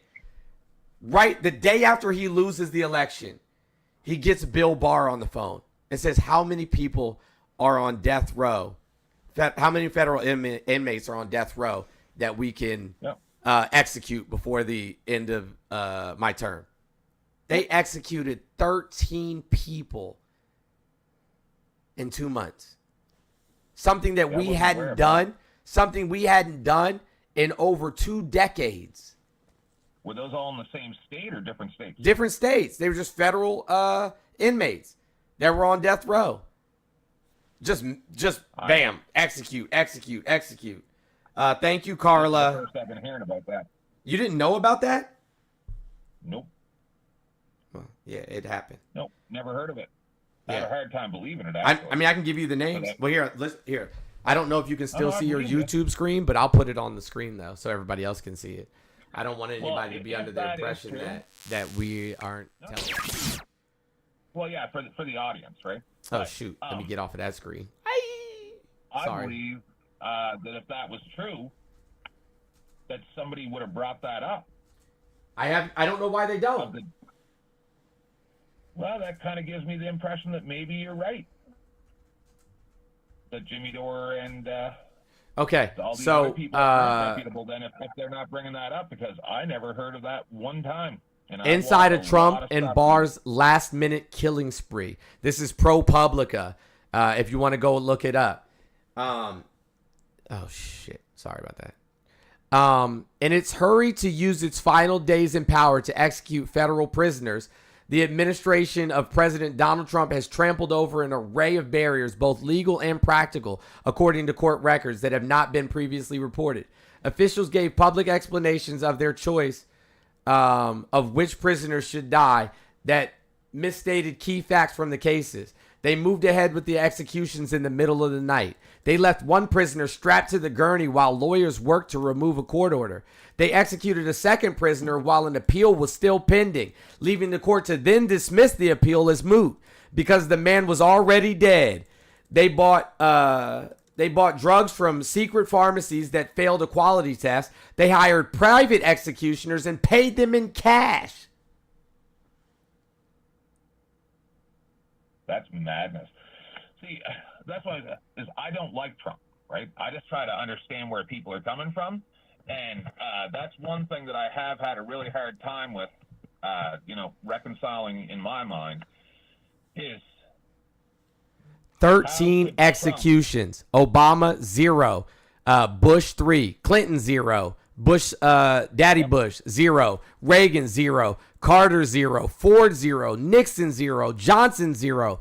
Kennedy, 1. Eisenhower, 8. Truman, 7. Roosevelt, 16. This is one thing that I have a really hard time understanding with Trump is how can he campaign, and even up until this day, just literally last week, I believe it was, I watched them talk about that, our police, they're scared to do their job, blah, blah, the nonsense that he spouts. And then, but this is the same legal system that drug him through 8 years of lawfare. So that's not lawfare, sir. Lawfare is literally when you are going after, somebody who actually hasn't committed any crime. That's not the case here. No, it was lawfare when they did the Russian collusion thing. No, it was not. Literally, the only thing that the FBI director could say was that they couldn't tie any of it specifically to Trump or say that it was at Trump's direction. But he denied that there was no collusion. Look at how many people from the Trump administration were arrested, found guilty, and sentenced. Right, but did you watch both congressional and or senatorial? I don't remember if it was congressional or Congress or Senate. Yes. When they questioned the two different people that had investigated. Yes. They said they couldn't tie it directly to Trump. Right. Because they couldn't say, hey, we have a phone call where Trump said, go do this thing. We don't have any emails, because Trump doesn't send emails, emails that say Trump directed them to go to do this thing. But we don't know what conversations we're having behind closed doors. Do you think that Don Jr. and Eric went to go have a conversation with a known Russian agent? A private meeting with them for no reason? No, I get you. I'm not disagreeing. What I'm saying is, as far as Trump is concerned and his cohorts and Jimmy Dore and Tim Pool and Steven Crowder and all these people that I watch their shows, right? Have you ever considered watching stuff that's not far right leaning? I watch a lot of different stuff. And don't forget, Jimmy Dore was a liberal up until just a They're few years all ago. liberals. Stop saying that word. Liberal means you believe in limited government. Liberal means that you believe in deregulation of corporations. It means that you believe in personal autonomy from the government. All of these people are liberal. I don't know why we started using it as some type of weird pejorative or to describe the Democratic Party. All of them. Republicans are liberal. Fucking states' rights was a liberal ideology. I'm just saying that Jimmy was out there campaigning for Bernie Sanders. Okay, so then he had leftist ideologies. Right.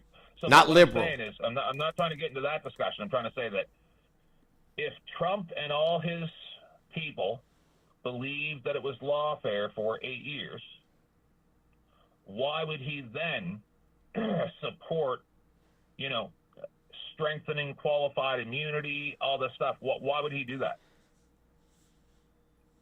Listen, Trump, Elon, the whole lot of them, they simply don't want to be held liable or accountable for their crimes.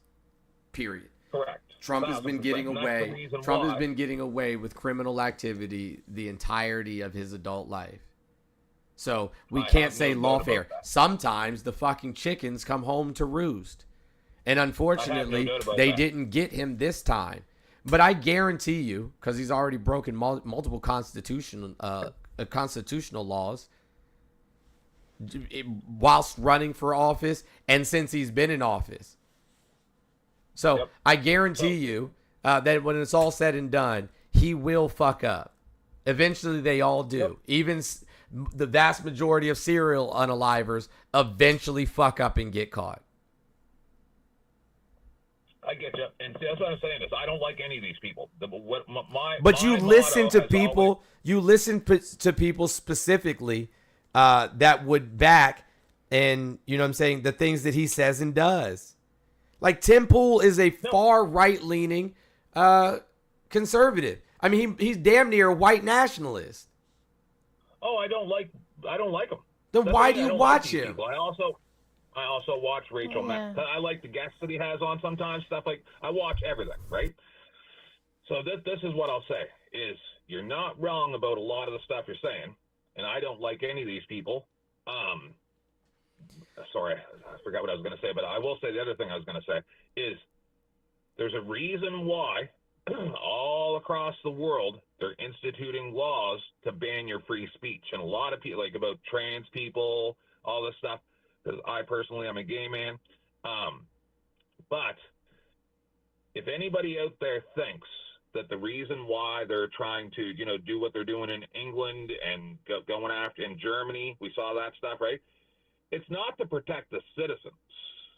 It's so that they can institute these laws so that you won't be allowed to criticize your government anymore. Well, Trump literally just had a man arrested who's a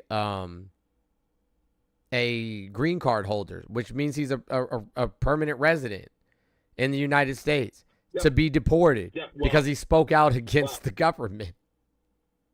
Yeah, but it does state in the whatever the law is, that they read it last night, I was watching, that the Secretary of State, I believe it is, and one other person did have the right to revoke his visa. And then they have to have some type of hearing whether or not they're going to deport him, right? But so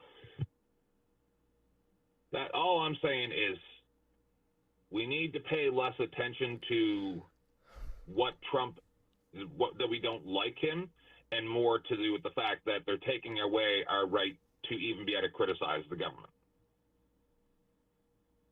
Bro's a danger to society. Yeah, bro. I mean, he's a danger to society. No ifs, ands, or buts about that.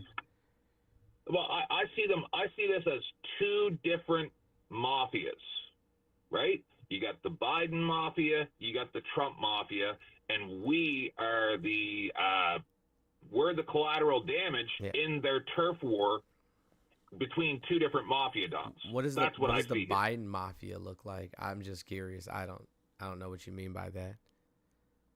It looks like anybody who supported him. Okay.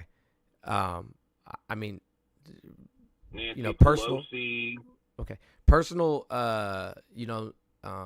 feelings aside, like looking at this objectively, he had the fastest economic recovery in global history. Who, Biden? Yeah. Okay. So does that matter to your average citizen? Yeah, it should. Does it matter more than being able to speak out negatively about your government? I don't think that Biden stopped anybody from speaking out negatively against the government. He colluded with big tech executives. No, he didn't. They sent one letter. They sent one letter to Zuckerberg and said, "Hey, people are dying they from had a portal right into they had a portal. Yes, they sent one message. I have a copy of it, and said, "Hey, people are dying because of misinformation. Is there a way we can curb that?" Yep. Yeah, because people were dying. Hundreds of thousands of people died unnecessarily, directly due to misinformation from social media. No, sir. Because they put them on ventilators. Are you a doctor? Yes. Nope, but I've seen all the doctors explain it. No, sir. So you disagree with Jay Bhattacharya? Yeah, listen. Are you a doctor? Probably as close to a doctor as you can be without being a doctor, yep. Okay, so what medical school did you attend? I don't need to go to medical school. Okay. I know that I got injured. Do you work in healthcare? Both of us attended, medical school. I'm telling you that I'm not going to argue with people who have never worked in the medical field at all about what the course of action is for a pandemic. If you're not a virologist, immunologist, if you're not, a doctor of any kind, if you've never worked in respiratory care, like, I don't want to hear what, Joe Schmo on the internet has to say. What I know is that we have protocol in place that has always existed in our military and elsewhere, that if there is by chance the chance that there could be a epidemic or a pandemic, that protocol will mitigate the deaths. It will mitigate the societal harm. And we didn't do that. Just for what percentage? Go ahead. Sorry, man. Go ahead. I was just saying, just for clarity, I am not a medical doctor. I am a healthcare provider, and I am credentialed. Just for clarity, because I don't want I don't want to speak outside of my scope of practice. I get you. So, then you agree that it's okay to force people to take untested vaccinations? That never happened. Yeah, it did. No, it didn't. Yep, because I got 2 of the Pfizers, right? And I got injured. And then after... Thank you. What? Why did you say thank you? I wasn't going to do that. Sorry. You're going to have to talk about that somewhere else, buddy. For those of you, I got injured by actual C-19. Like there's a better chance that you got injured by C-19. Yeah, we had this conversation. Like all vaccinations have adverse, have the potential for adverse reactions. But yeah, we're not going to do that. I can't allow that to be talked about. Social media violations and such.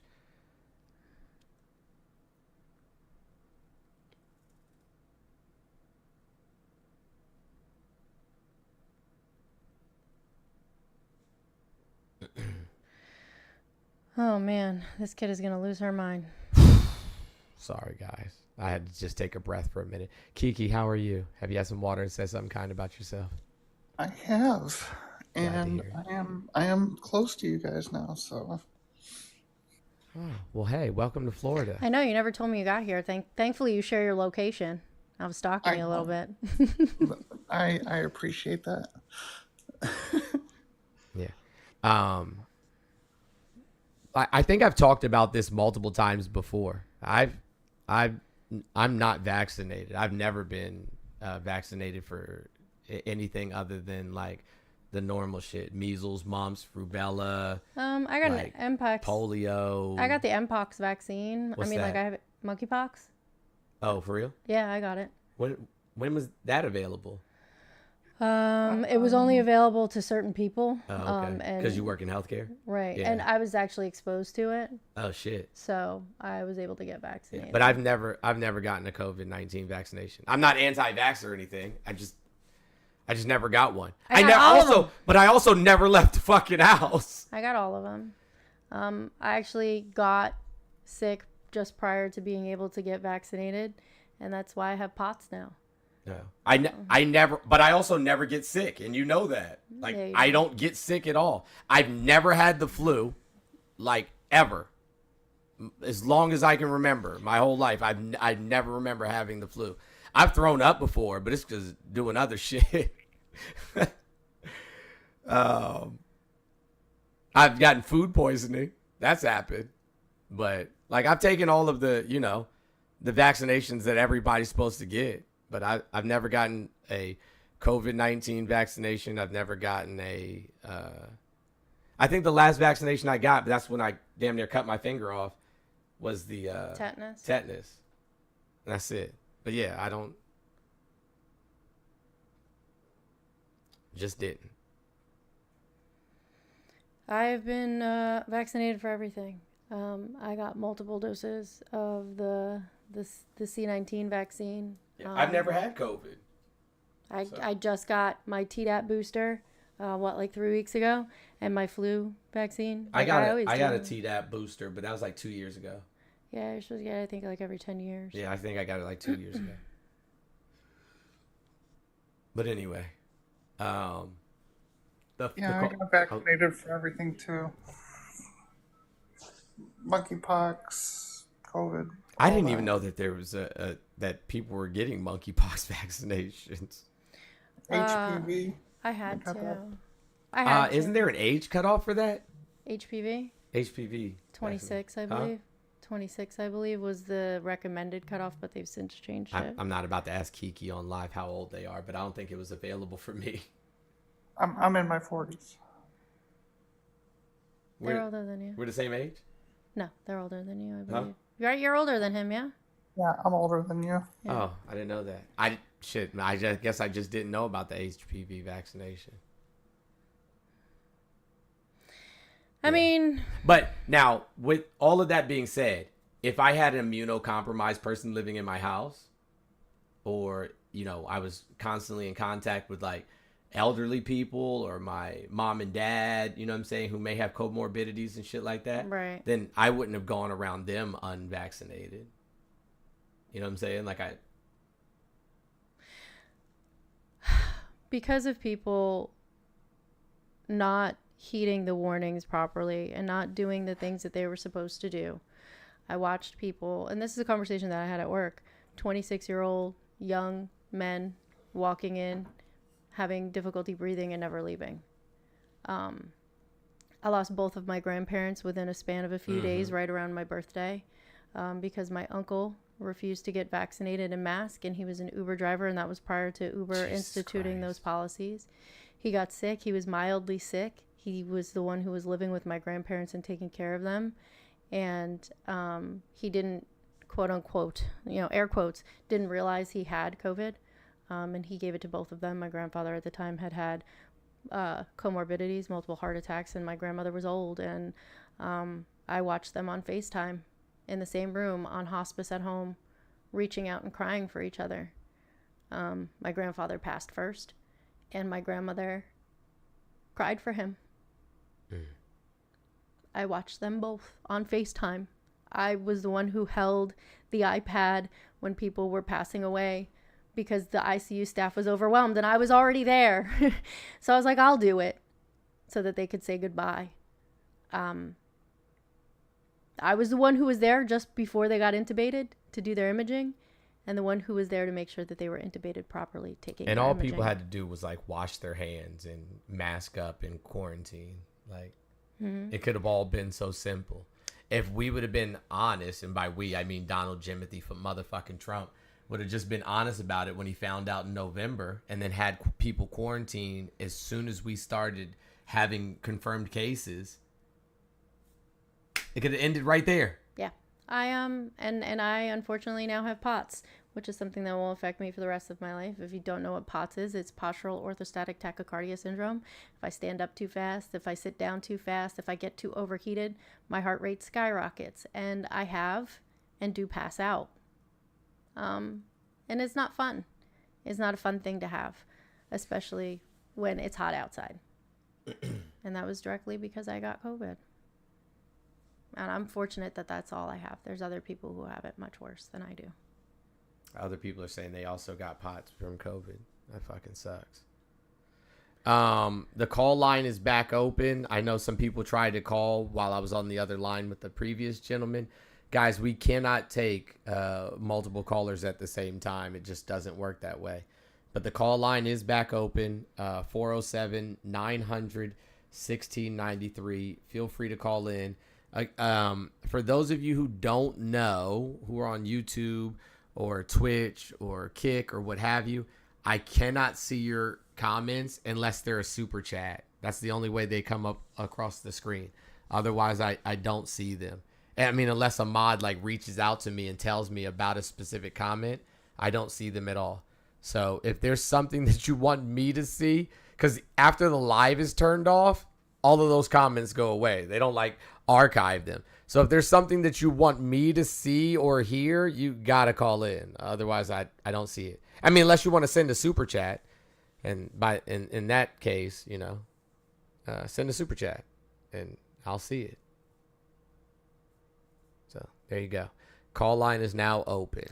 You know what? I'm just thinking about it, about the last caller, right? I feel like they're intelligent enough to have known the difference. Like, they seem to have read about a lot of things, but didn't expand their worldview outside of the things that made them feel comfortable. And had they had done that, because he seems like a pretty intelligent guy. Like, he's not dumb. He just has a narrow scope of where he looks for information. He could be so much better informed and make so much better decisions. Like, guy has hope that if he does start looking at the things that we talked about, to realize that he was in fact wrong about some of the things, or at least his formed opinion was incorrect, because he was factually accurate on stuff, but you know, his formed opinion was in fact correct. So I have hope for you, 10th man, that you do start looking into things from more reputable sources and see that you didn't get the whole picture, and the whole picture is important.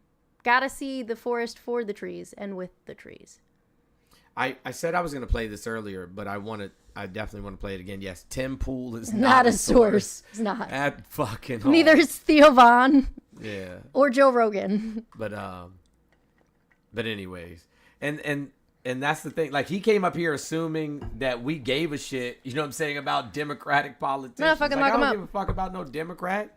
Like, I really, that would be the savior of this country. If people stop doing this red team, blue team, Republican, Democrat nonsense, and just started electing people who had the best policies that were going to help the most people.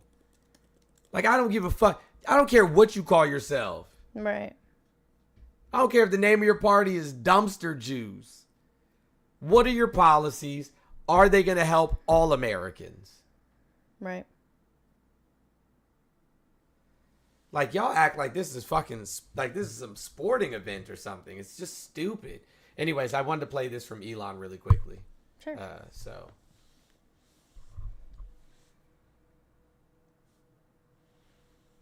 fuck it. Of course there's an ad. Oh, you gotta log into the ad-free account. No, this isn't YouTube. Oh, okay. It's not YouTube. Which big shout out to the Tough Fan member who hooked that up. Excuse me. I know your real name. I can't think of your username off the top of my head, and I don't want to say your username, but you know who you are. You know who you are. Big shout out to you. With the ad free coming through clutch. YouTube. What is it? YouTube Plus? YouTube Premium? Mm-hmm. Okay. That Elon Musk gave that we're just finding out now. Okay, so he gave an interview with Tucker Carlson when he was at that weekend in Butler, Pennsylvania, you know, that obviously where Trump was shot, and Elon and Trump were on the stage together. And Musk talked about how he's all in on Trump. I just wanted to play for you. There are some expletives in here, but let me play it. If he loses, man, what? You're dude. If he loses him. It does seem that way. You can't just be like, yo, I'm like, how long do you think my prison sentence is going to be? Do you think? Will I see my children? I don't know. Crazy. He literally said if he loses, that he's going to prison. That should tell you everything you need to know. After we say hi, I'm going to do a mod announcement. Hello, caller. Name, age, and where you calling from? I'm calling from Tampa. Okay. Name? Oh, my name is Steve. All right, Steve. And what's your age? I'm 39. All right, Steve from Tampa. What would you like to talk about? I just came across the channel and I heard a lot of different topics, and I just wanted to chime in because I don't think a lot of substance is being spewed from a lot of the point views in the chat and on the show. So hearing people like have dialogue about why we were all going through this presidential term and the last one, the one before that, but I want to go back to COVID because I think that was one of the most important. No, we're not gonna discuss COVID. Oh, why? Because it's against. Because it doesn't have anything to do with me. No, sir, be quiet. Shut the fuck up. No, that has nothing to do with it. It has to do with social media standards. Are you not listening? It has to do with social media. We're talking about 2025 and what it did to our kids right now. Just shut the fuck up. God damn it. Guys, we can't talk about fucking COVID. It's going to have, you know what I'm saying, the stream disrupted. Like, none of the social media platforms are going to allow you guys to say what the fuck you want to say. Like, this is not your personal grievance hotline.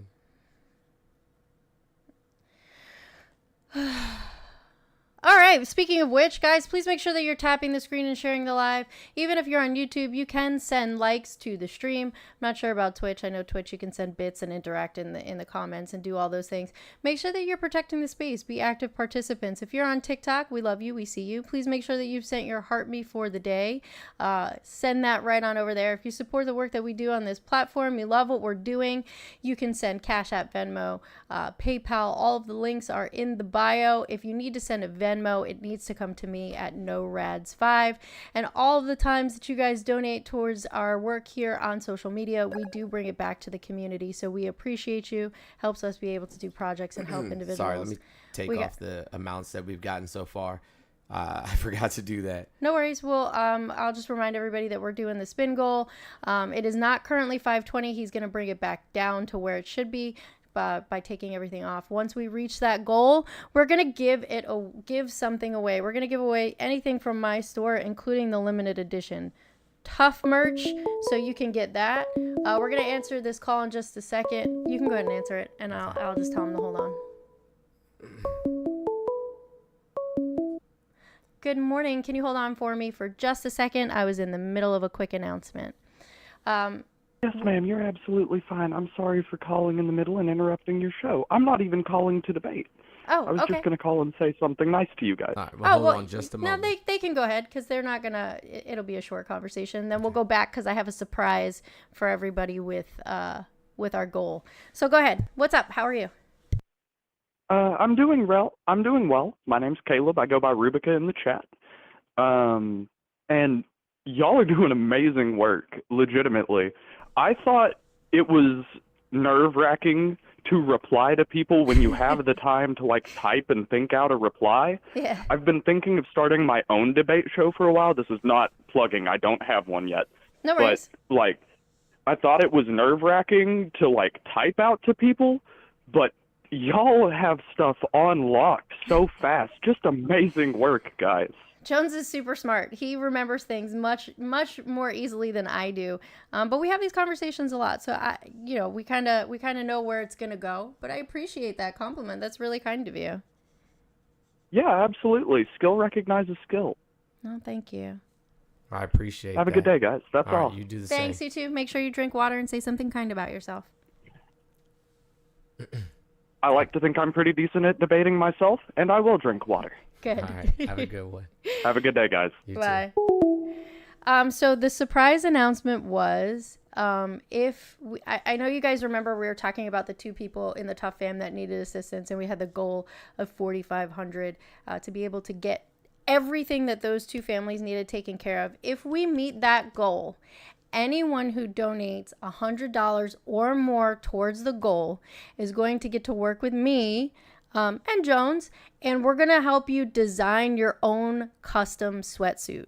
So if you like the sweatsuit that I have, the Fans of Fuckery that's on my store, or the Mr. Jones X that Jones has, you're going to get to design your own. You can decide if you want it like a graphic print or if you want it embroidered and what you want it embroidered with. So if we meet that $4,500 and you have donated $100 or more, you're going to get to design your own set specifically for you, and that'll be yours and only yours. And it can say whatever you want. It'll have the FOF and the Tough logo on it too. Yeah, we're gonna put a little collab embroidery on that if it's possible. But yeah, it'll be just for you. So I think that's pretty cool. We'll get to work together, and we'll get on FaceTime. We'll go through some design ideas together. You can see what it's like to design something and how it gets put into an actual garment. It's pretty cool. It's a fun time. Thank you, Leslie, for the $100. Leslie said, I'm in. Leslie said, I'll do it. All right, we got to get the list going. So we got Leslie first on the list. So if we meet that 4,500, we're good to go. The goal is only 400 currently. So of the 4,500, we've raised, what is 4,500 minus $600? $3,900. So we've raised $600. There's 39 left. All right, we have a call from YouTube. Hello, caller. Name, age, and where are you calling from? All right, cool story. Also, I need the following people to send me a quick DM. Mutang, Doug, Natty, you could text me. Mutang, you could text me. Doug, you could text me. Frankie C, who also lives in Florida. Frankie C, you should know I'm talking to you. Please send me a quick DM. And do you have Raybo's info? I do. I have all of theirs. All right, so we're good on that. So again, Frankie C from Florida, Natty, Doug, Mutang, drop me a quick message. If you have my number to text me, please text me so that we can address it sooner. Okay, thanks. Hello, caller. Name, age, and where are you calling from? I'm Tyler. I'm 30, and I live in Michigan. Tyler from Michigan. What's up, Tyler from Michigan? Have you had some water today? Said something kind about yourself? Yes, sir. I'm on the water and coffee right now. Oh, love it. Love it. What did you want to add to the conversation? Well, I'm not an op, and I hope it's okay if I just have a couple minutes. Sure. I just wanted to thank you guys for what you do. It's super important work. You guys are great at relaying information, incredibly knowledgeable. So I just wanted to thank you. And I also wanted to say it's just incredibly exhausting. I have friends and family that are similar to the guy a couple callers ago, where they want to ride the fence. They want to say, oh, I'm a free thinker. I'm not a Democrat. I'm not a Republican. That is so fucking exhausting. Like, I'm just so sick of those people. Like, own up to what you believe in, Yeah.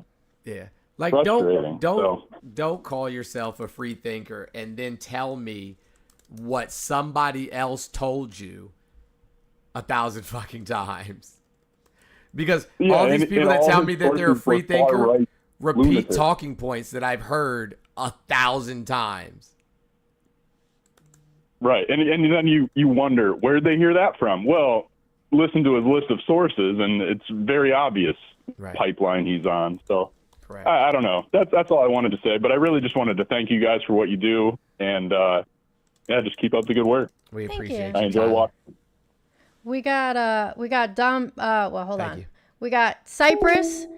Cypress is going to be entered into that design your own if we meet the goal. And then we also have Stone Heart. So thank you to the both of you. I have your names. You're in my notes app. Your username and your actual name if you provided both of those. So we got you on there. So far we got Leslie, Dominique, and Cypress. So we're good to go. We're getting there. We're going to make it happen. Appreciate you guys. We do have the call line is back open now. Let me do this real quick.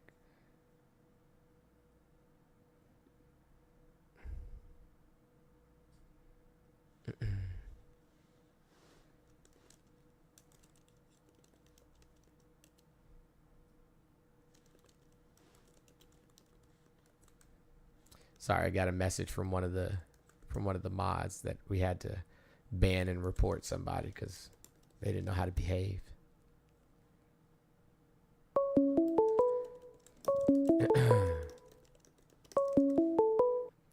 Hello, caller. Good morning. Name, age, and where are you calling from? Hello, my name's Sebastian, and I'm from Texas. Sebastian from Texas. What's going on, buddy?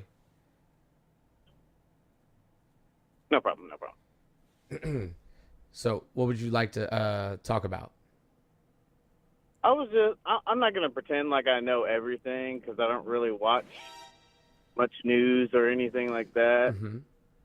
But I was just wondering how you guys feel about the whole woke movement.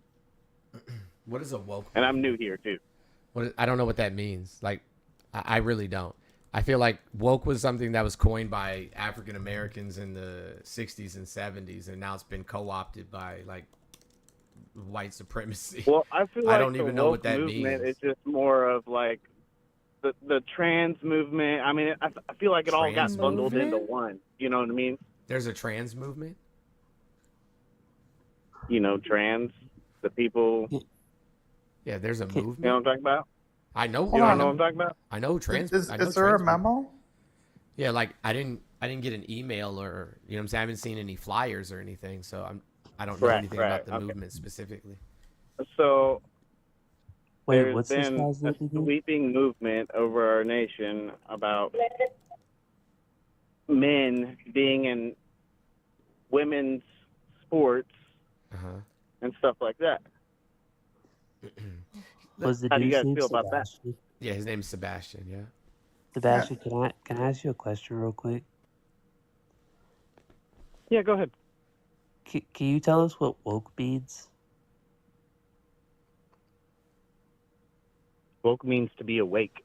What's the opposite? To not be awake, to be asleep. Oh. Which one? Like, how do you think that you would be better able to absorb information if you were awake or asleep? Well, most obviously be awake. Okay, so I don't understand what the issue with being woke is. Like I'm confused, like uber confused. But we can table that for a second. Hey, Kiki, go ahead. I'll go after you're done speaking. Sebastian, Okay. So you're worried about trans people in sports? Is that what I'm getting? Yes. Sebastian? Yes. Sorry, I lost you. You're worried about trans people in sports, correct? Absolutely. I don't think it should be allowed. Can you name 5 trans athletes? I don't think I need to. Can you name? They're all over the news. Can you name one trans athlete that is dominating their sport? Do I really have to? Can you name three women athletes that are currently playing a sport?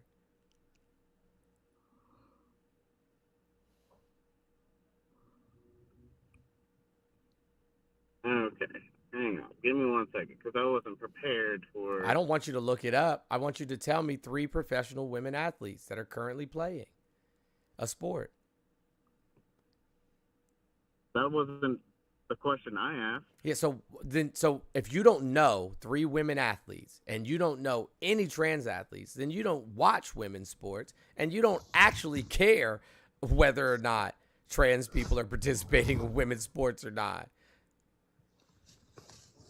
There's a reason why there's men and women's sports. There's co-ed sports. Right? Like, you can play co-ed sports all the way into college. Exactly. Exactly But what? They sign up to Yes. play with And men. so, yep. They And so, sign like, up to if somebody like goes into the UFC or into a boxing ring, right? Do you know how many people have died in a boxing ring? A lot. The answer is a lot. Yeah, yep. And they signed up for that. Okay. Yep. That's fine. And so if, right, somebody signs up for a combat sport and they're hurt, you signed up for a combat sport. I don't know what the fuck you thought was going to happen. If you sign up for a contact sport, basketball, football, soccer, those are all contact sports. Field hockey, ice hockey. You sign up for that sport. So why do we have a division in sports then? What? The divisions are based on talent, sir. Not necessarily gender. It's based on talent. So you believe that there's multiple genders? How many sexes are there? There's only 2. There's only 2 sexes. So what about intersex people? They still were born with either a female or a male appendage. That doesn't change their sex. Yeah, but they're a different way. Well, actually, that's not true. Number 1, you can be born with ambiguous genitalia. Number 1, and number 2, that's right? very rare. It doesn't matter. It exists. Well, yeah. The fact that it Trans exists people negates are your rare. argument that there's 2. Yeah. Trans people are rare too, friend. Why do y'all always be like, oh, that's rare, so that doesn't matter? But like, y'all seem to be super duper focused on trans people, which are super rare. Like, you really care about trans women in sports when they are. Do you mind not? Hold on. Do you mind not speaking? Hold on. Excuse me. Hold on. I got you. I got Excuse you. me. Please don't interrupt. Nobody's going to interrupt you. We ask that you have the same courtesy. So you said that's rare, no big deal. That doesn't count. So like, but trans women in sports is 0.001% of athletes. 0.001%. Do you realize how small that is?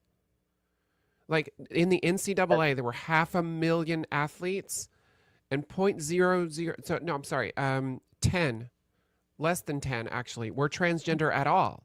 That includes trans men and non-binary people. Is it 8? Okay, I know that the president said less than 10, so it's 8 total. Do you know how many of them are trans women, Kiki? 3 or 4, maybe. Yeah, I think it's like 3.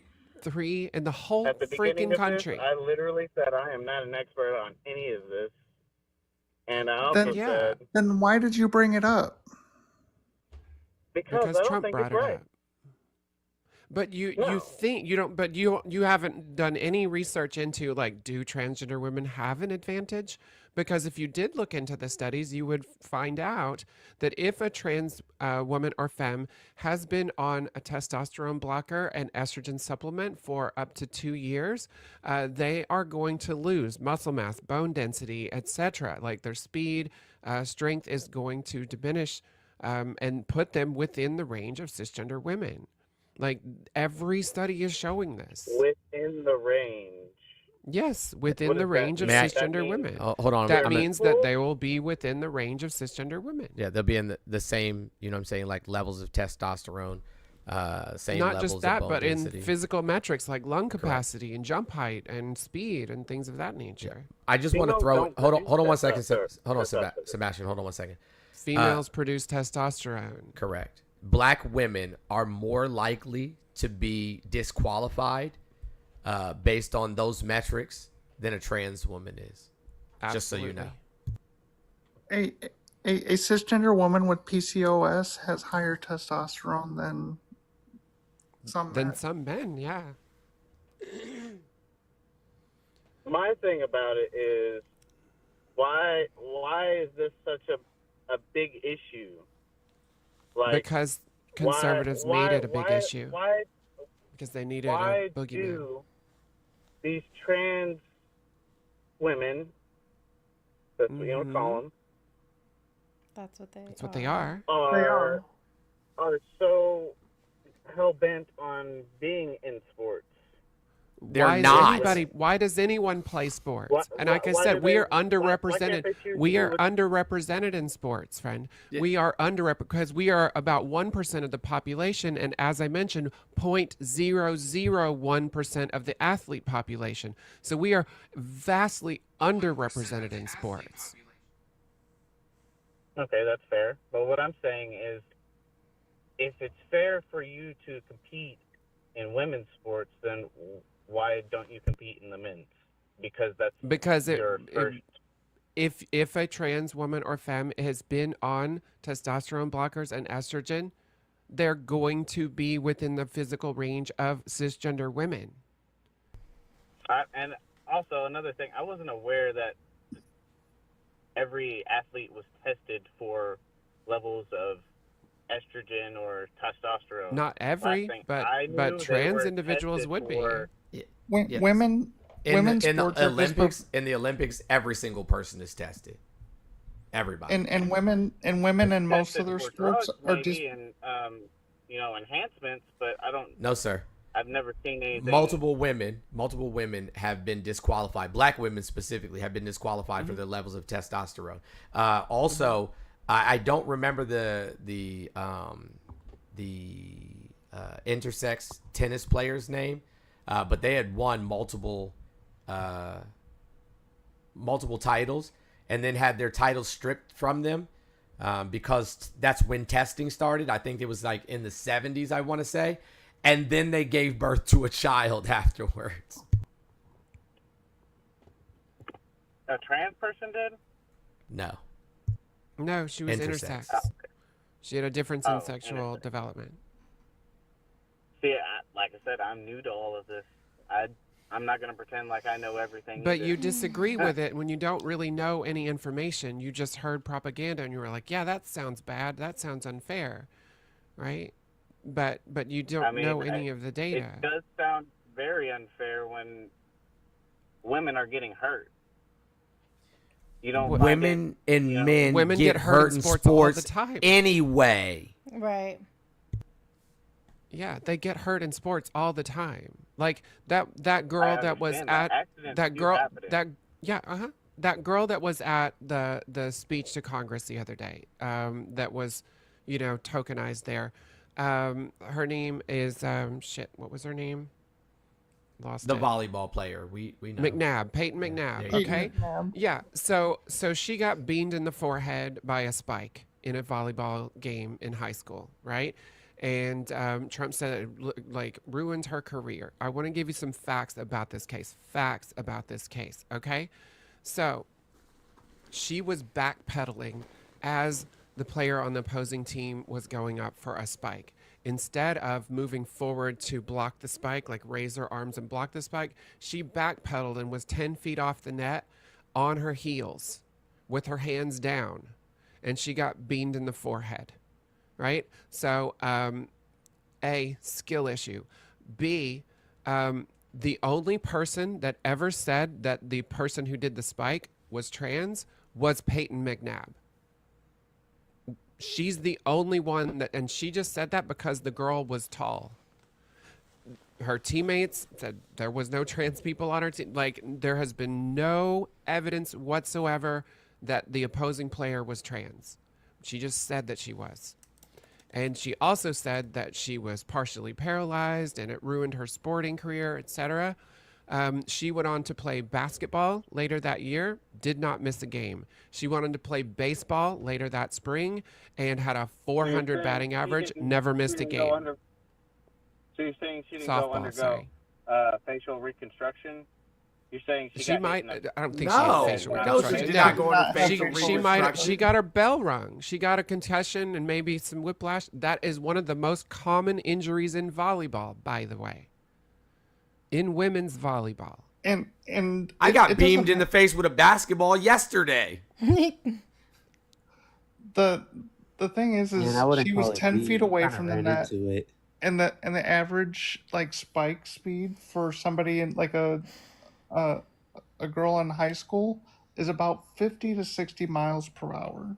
Yeah, you can see the video. It's not like it was some crushing blow. Like I played volleyball semi-professionally, and trust me, getting hit in the face is normal in volleyball. Very common. Well, most definitely. Very common. Mm-hmm. I would agree with that. So yes, sometimes a transgender player is going to injure a cisgender player. Sometimes a cisgender player is going to injure a transgender player because it's sports. LeBron James clearly had a physical advantage over everybody in the NBA. We've seen it now for, how long has LeBron James been in the NBA? 20 years? He's in his 40s. Long time. Yeah, he's been in 20 plus years. King. He still does right now. Yeah, that's my point. Should we not allow him to play? Michael Phelps had a clear physical advantage as well as physiological advantages over the other swimmers he swam against. Should we take all of his medal back? Serena Williams had a clear physical advantage and dominated women's tennis for, the nearly 2 decades. Should we take away all of her accolades? I'd like to point out something here. So the men that you described, right? Like that you just talked about, those men, no one ever said it's unfair. Right? With Serena, They did about Serena, though. They accused her of being a man. Even Simone Biles, when you think about it, they had to change the rules for her because she was destroying everybody. Yeah. So when a woman is exceptional in sport, people cry it's unfair. People accuse them of being men, especially if that athlete is a woman of color, right? But a man can be exceptionally built for a sport, and they're a hero, right? No one ever questions that. They idolize these people. Right. Well, But when women get harassed on the internet and accused of being a man, if they have particular skill in a sport, because men cannot fathom a woman being exceptional athletically. Well, it's misogyny. Sorry, go ahead, Kiki. And to expound on what Chris said, is when you have somebody who is exceptional in their sport, they change the rules to accommodate them. They did the same thing with Shaq. They changed the equipment. When Shaq was breaking backboards, they had to actually change the rims and the backboards at professional arenas.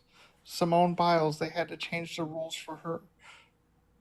But that's only to accommodate people. So you're taking it like, oh, trans people are in sports, but they're not making accommodations for them. And all we're asking for is for the individualized decisions within each sport to figure out, okay, how long do they need to be on HRT, for instance? Do they need to be on HRT? Like, I'd say for chess, that's not a big deal, right? But there are people wanting to remove trans women from dart tournaments, chess, billiards. Like, this is just direct animus. It has nothing to do with their ability, or else they would be following the science.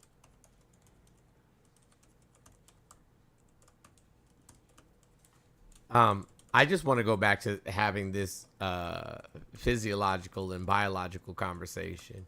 So Sebastian, we've agreed that there's not 2 sexes now. Yes?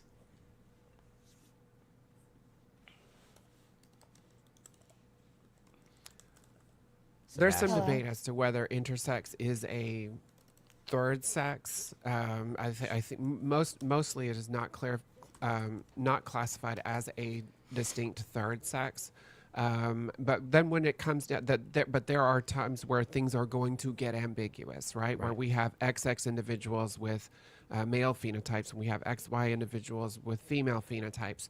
That it's just that sex is complicated. It is not this or that binary. It's a bimodal it's distribution. a bimodal distribution. Yeah. So but we here's do the have real individuals issue, with both, and do have ambiguous, direct in one body, ambiguous, phenotypes. Yeah, we have people that have no activated SRY gene.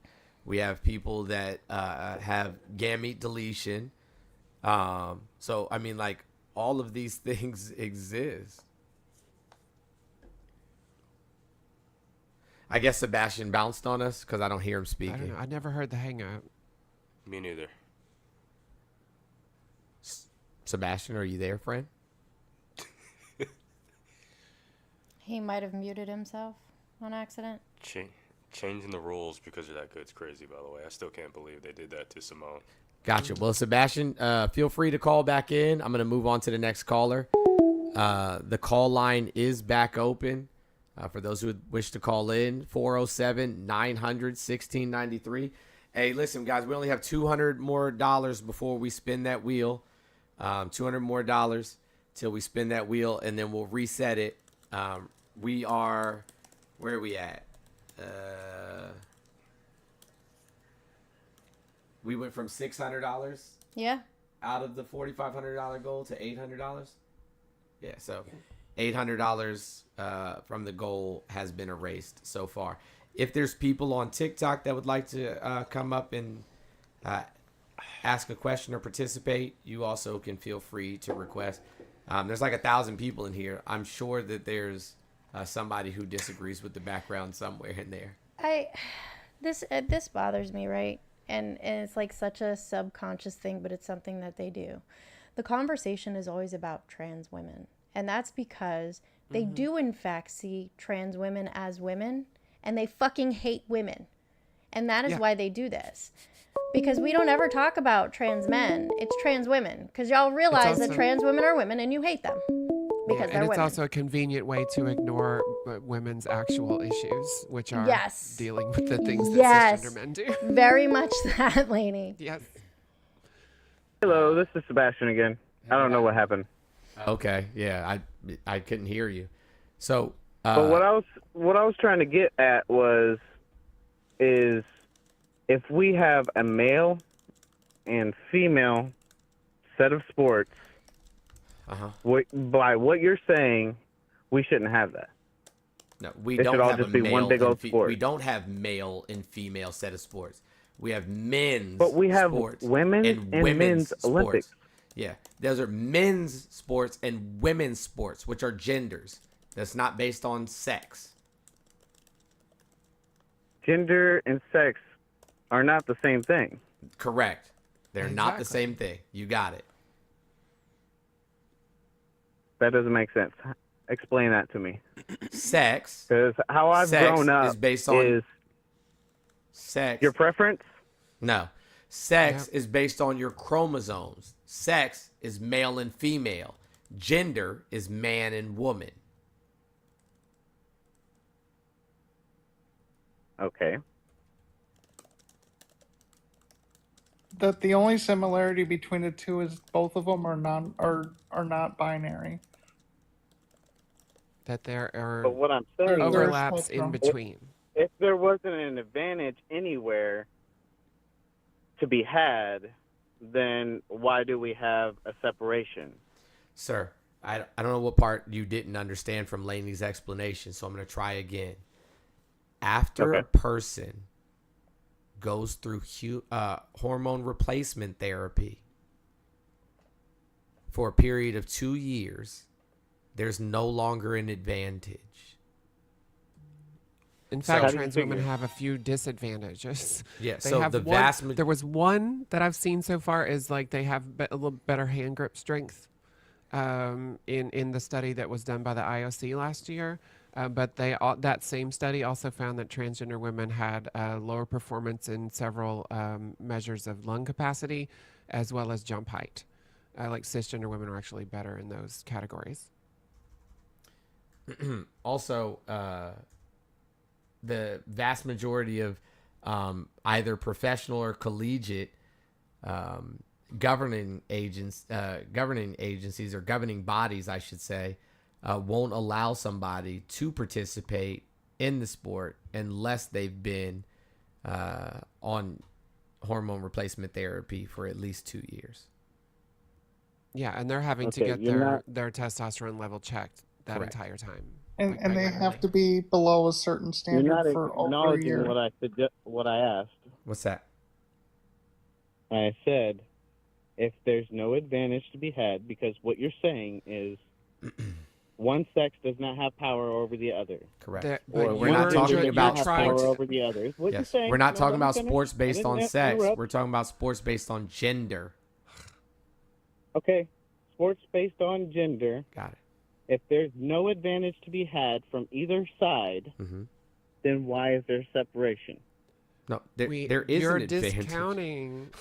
You're discounting the fact that because listen, Sebastian, you're not allowing anybody to answer the question, and I don't think you're just listening to the responses. Back. You're circling back because we've already explained.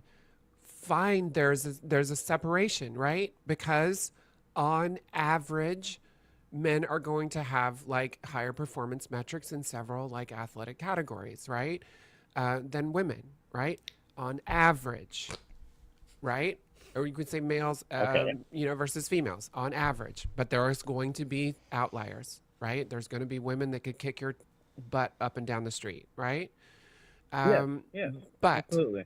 But when someone who was born male does the hormone regimen that we discussed and then puts themselves within the range of cisgender females, then they are no longer in the other category, right? Like they no longer can compete in the men's category.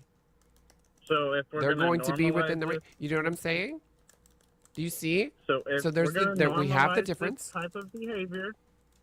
It's not behavior. It's not behavior. We are trans, what the fuck you mean normalize and like it? you're just saying It's trans a people choice. shouldn't be No, allowed it's to not. play. It's a choice. No, it's not. It's absolutely It's a not a choice. choice. Nobody it would always choose goes to back be this. ostracized by society. on. That's the dumbest thing I've ever heard. Sebastian, You're changing your physical body into something that you weren't born into. That's the facts of it. I was born with Right? this brain, friend. Se- This Sebastian. brain is trans, and there's nothing that they can do to change that. Sebastian, when did you Okay, choose to be a I'm man? not arguing that part. I'm not arguing that part. What I'm arguing is we are changing our bodies to fit our ideal preference. No. Is that not right? Preference. No, it's not. You said just your don't brain- understand. You were born with this brain saying, I'm a female, but I was born as a man. Is that really not what No, you just said? nobody said that. Woman. No. Woman. It's an innate sense, not a feeling, right? It's like saying like you're left-handed or you're right-handed. It's that kind of, it's innate. And like if you're right-handed and you try to write with your left hand, it just doesn't work right. It's never going to feel comfortable. And you can maybe make do with it, but you're always going to be like, why can't I just use the other hand? And everybody's like, no, you can't do that. You have to keep using the hand that's uncomfortable for you. And then like if somebody finally says, hey, it's okay to just use your other hand, and then you start using the hand that's natural to you, you feel at home in your body. That's literally all that trans people need, is because they tried to untrans our brains. They have done that over and over and over again over decades. They did I go over this here or in the last panel I was in? I don't remember now.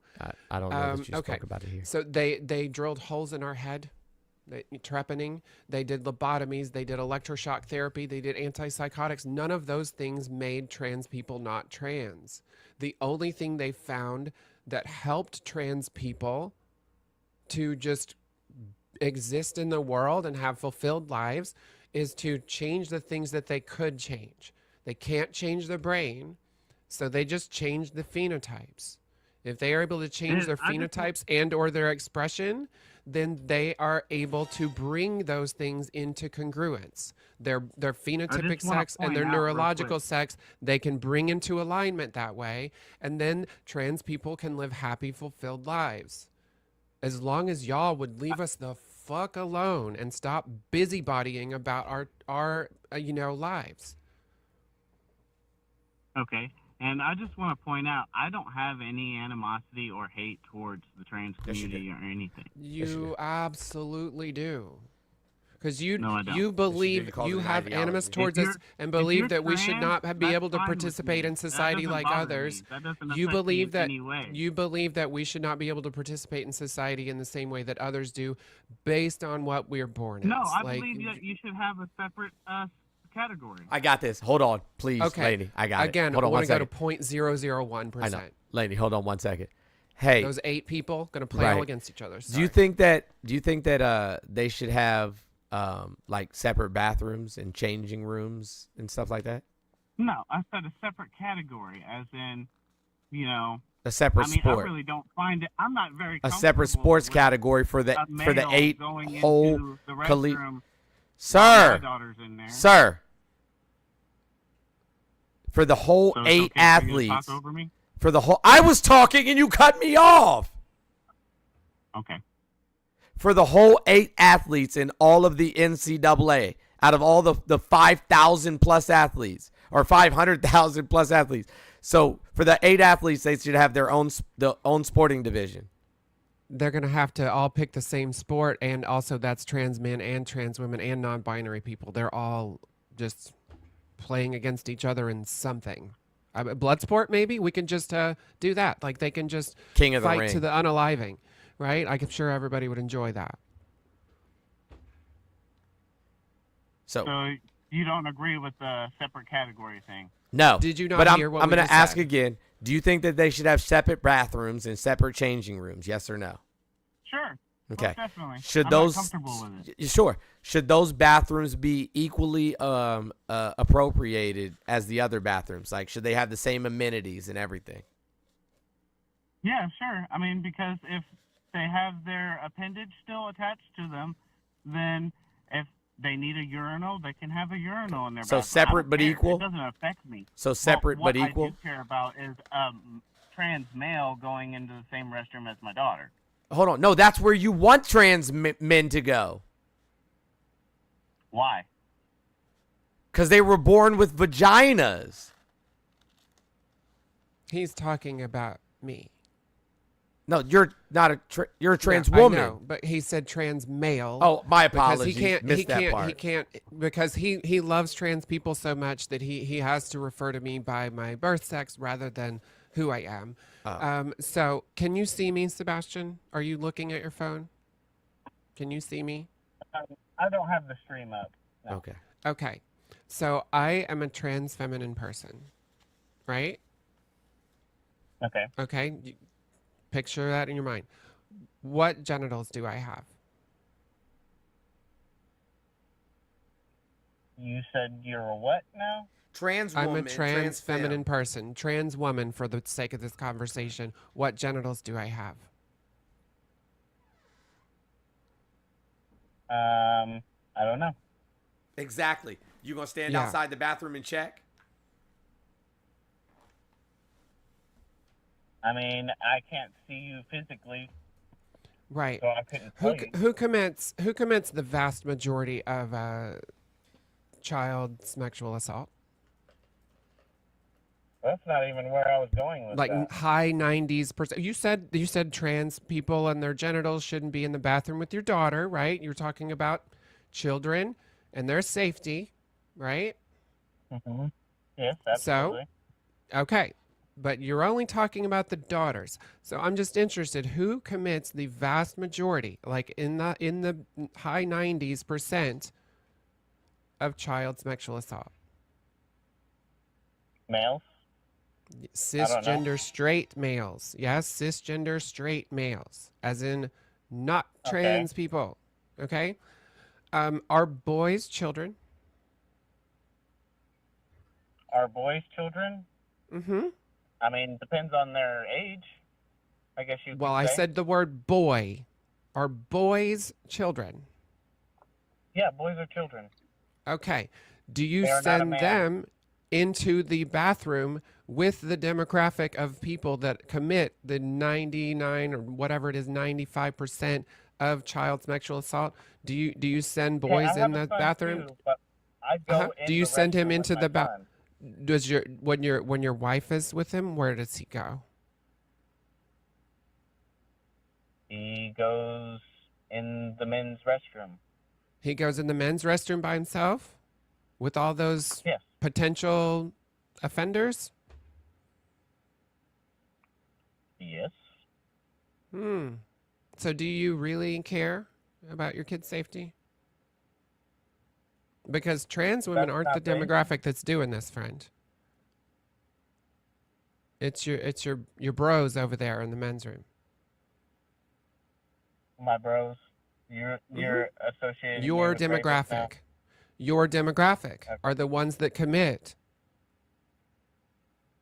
damn near all of it. And in fact, public bathrooms is not where this stuff happens. Changing rooms and stuff like that. Well, with the exception of the president. President did do that in a changing room to a woman. Pretty sure he was not wearing a dress at the time. Right? But he also went into the dressing room of young girls age 15 to 19. Of teenagers. Yeah, while they were the Miss Teen USA. Yeah, while they were getting changed, yeah. To ogle them while they were unclothed, as he said. No clothes, he said. So, getting back to it though. Well, that's disgusting. These types of crimes typically don't happen in spaces like that. Where do they happen?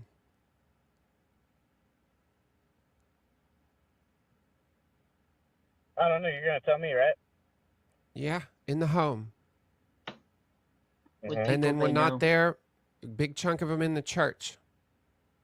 Right? It's usually by somebody that the victim knows. And that goes for women who've been assaulted as well. Right? Okay. So, the ones that are not that, so the vast majority are by someone the victim knows, like 80-something%. The ones that aren't that are the stranger danger type things, it's not someone, like in a public bathroom, because people are going in and out of there a lot. It's going to be isolated areas, right? And again, it's cisgender men. Sees a woman, going out to a car in a dark parking lot, right, on a college campus, or leaving a bar, around the side of the building at night, 2 a.m, right? It is crimes of opportunity. It is not whatever you think trans people are doing. Trans people literally, like, I was terrified to go into a ladies' room the first time. Terrified of cisgender people. Freaking out because I didn't know if I blended in enough, right? I went into the men's room for the first year of my transition because I knew what I looked like. And then once it got to the point where I knew that was dangerous for me, because I actually know statistics and I know that we are 4 times more likely to be assaulted than cisgender people are, then I just stopped going to the bathroom altogether for about 8-9 months. And I just went between cars or in the bushes, or I just didn't order drinks. And then eventually my sister said, "What are you doing? Get a drink and you can go to the bathroom when I go, or I'll go when you go." And she basically, chaperoned me to the ladies' room to show me that that's where I I have a belonged. question. What? Can I ask a question? Go ahead. Okay. Like I said at the beginning of this phone call earlier, well, my previous phone call, I should say, I don't have all the facts and information right in front of me to pull up, or I know. I haven't done any research, anything like this. I'm here to learn too. Okay. But So, don't start with with that assumptions being and said- feelings in your tummy. Ask questions. With Sebastian. that being said, I'm going to ask my question. Do you think we should allow young boys and young girls to change their body. I think that should be an adult decision.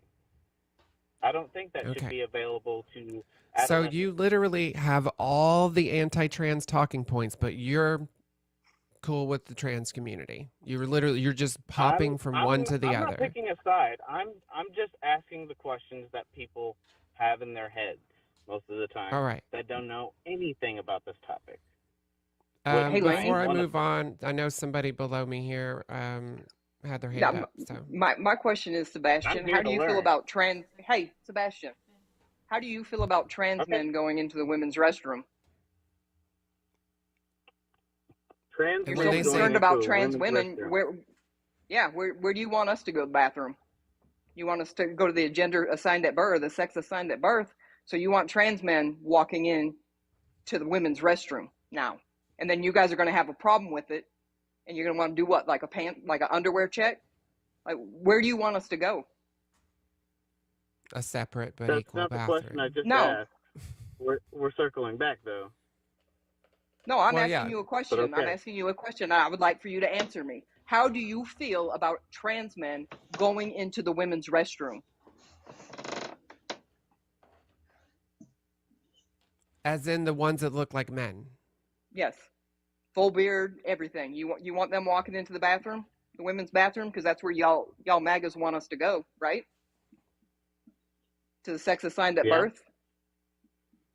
Okay. So if you're putting bearded men with like chest hair and men's clothing and short haircuts and all that stuff, no, majority of the time, in the women's room, who does that open the door for?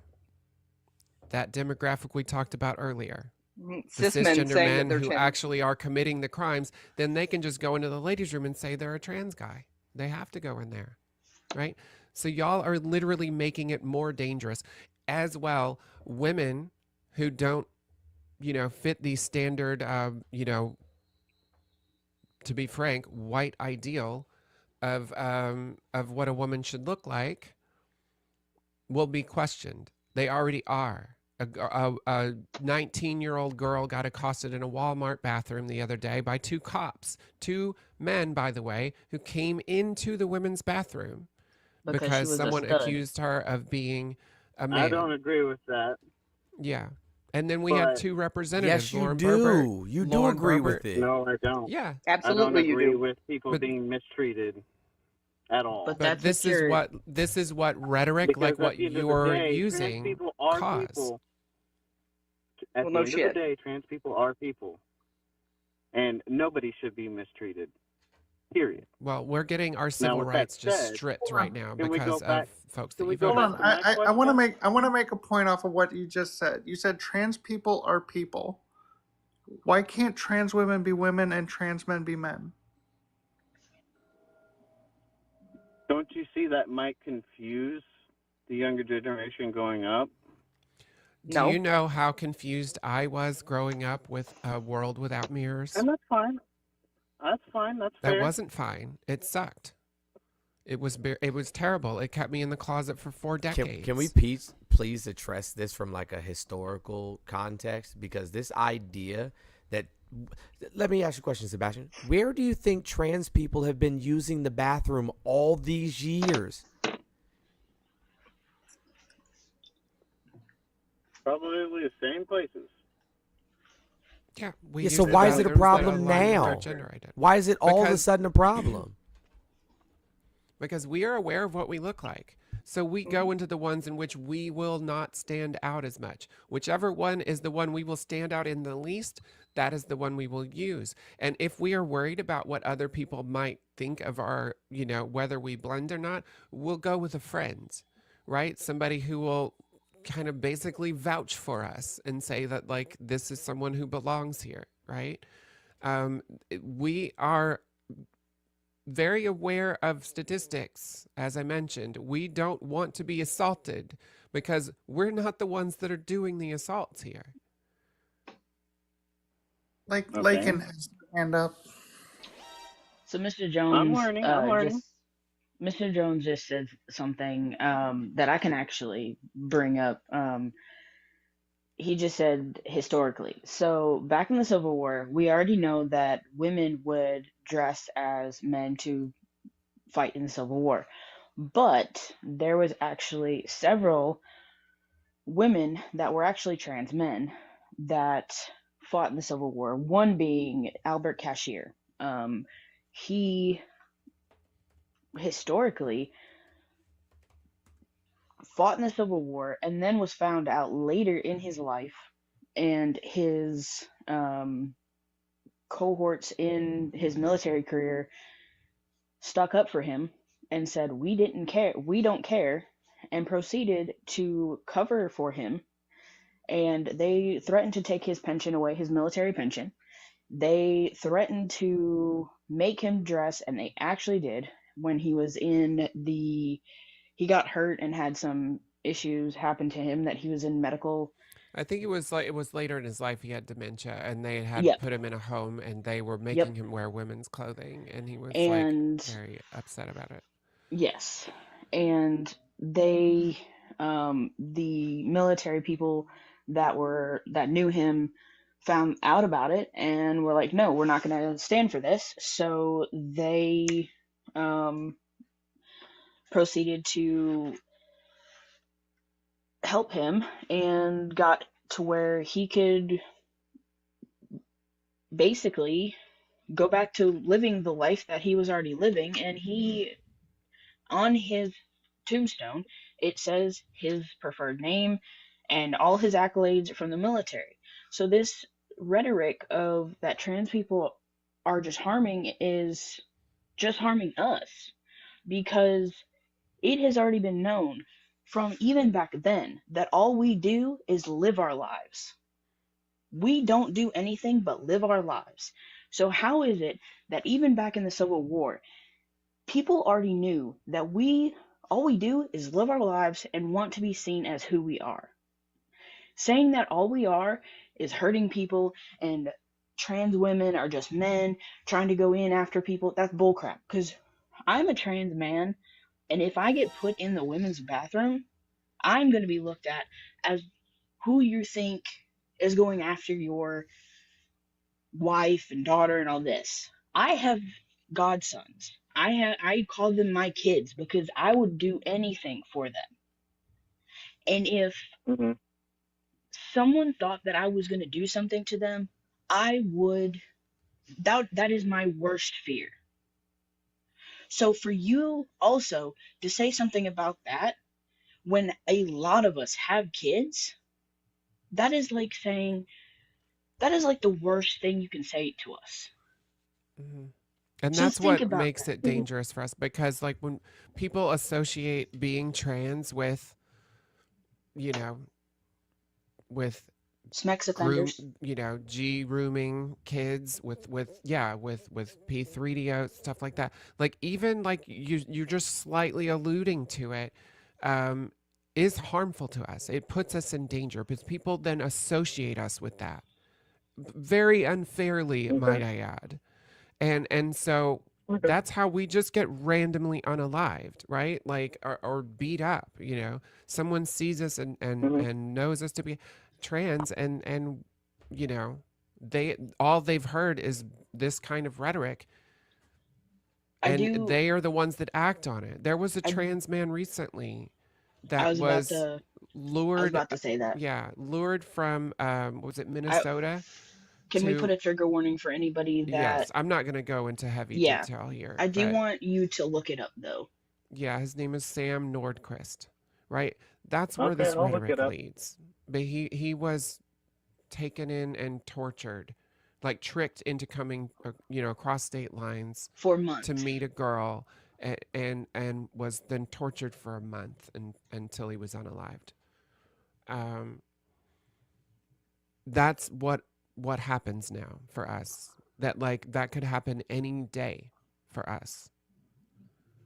It makes it hard to trust people, and that's actually the point. The cruelty is the point, to make us have to live in fear, to make us not want to leave our homes, to keep us out of public life entirely. They've been saying this for 10 years, that this is the intent. Right-wing think tanks needed a new boogeyman. They picked us. And they did it very intentionally. Mhm.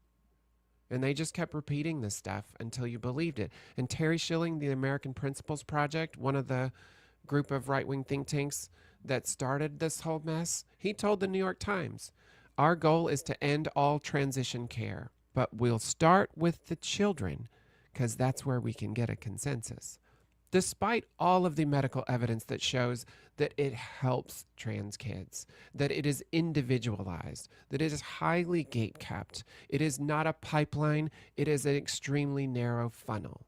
Because the medical professionals involved in this care, they don't want anyone to transition who it's not right for. It is an extremely rigorous process and a slow process. And you can look at the WPATH standards of care if you want to see how it works. But I can tell you, it took me 9 months as a 44-year-old adult to get hormones. To get medication? Hormones, yeah. Yeah. To get to the point where I was diagnosed and got hormones as a 44-year-old adult. For kids, it's even more stringently gate-kept. They are looking for insistency, consistency, and persistency. They will start socially to see if that alleviates anything, if that helps them with the incongruence that they're having. They will rule out everything else possible. You know, they want to make sure it's not just a kid who has 3 older brothers and think they get a particular type of attention they like. And so, you know, they say they want to be a boy. So, like, there's a lot of things that they want to do to make sure that this is what is right for this kid. And only if they end up with a gender dysphoria diagnosis and they have been consistent, insistent, and persistent in their gender identity for usually years at that point, and they're at Tanner stage 2 of puberty, and it's causing them extreme distress to the point of like not getting out of bed, self-harm, things like that, will they be considered for puberty blocker, which is actually more of a suppressant. It just slows it down to a crawl, gives them another year to 2 years to be really sure. Because all it does is slow it down to keep them from having to go through the natal puberty, will then cause them to have to undo a bunch of shit. They're all about the same Right? price. It's actually keeping them from having to do as much medical interventions later. And then if they go on to cross-sex hormones and surgeries later on, great, right? Like that's later.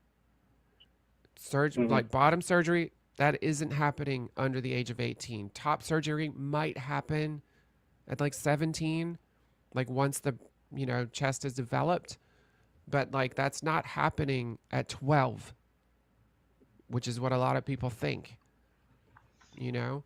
And there are cisgender boys that get the exact same procedure because they're cisgender boys that develop breasts. It's called gynecomastia. And nobody cares that they get those things removed at the age of 16. Right. But they care about the trans kids for some reason. Right. Just real quick, just a mod thing, guys. Please make sure that you're tapping the screen, sharing the live. Kiki, Lakin, Lainey, and I don't know who the other person is on the panel. I apologize. I can't see it from here.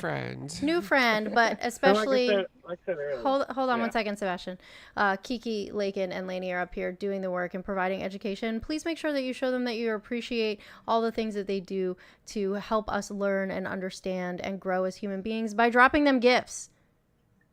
Run them up. I do have to go. I am at work, so. Well, thank you, Lakin, for being here. I do have I have pay links in my bio if anybody wants to hit that up. But yeah, if y'all need me, I will be in the chat. Okay, thank you so much for coming, Lakin. Love you, Lakin. I'll see you this afternoon. Bye. Love y'all. Lakin. Sebastian, if you want to go ahead, you can go ahead.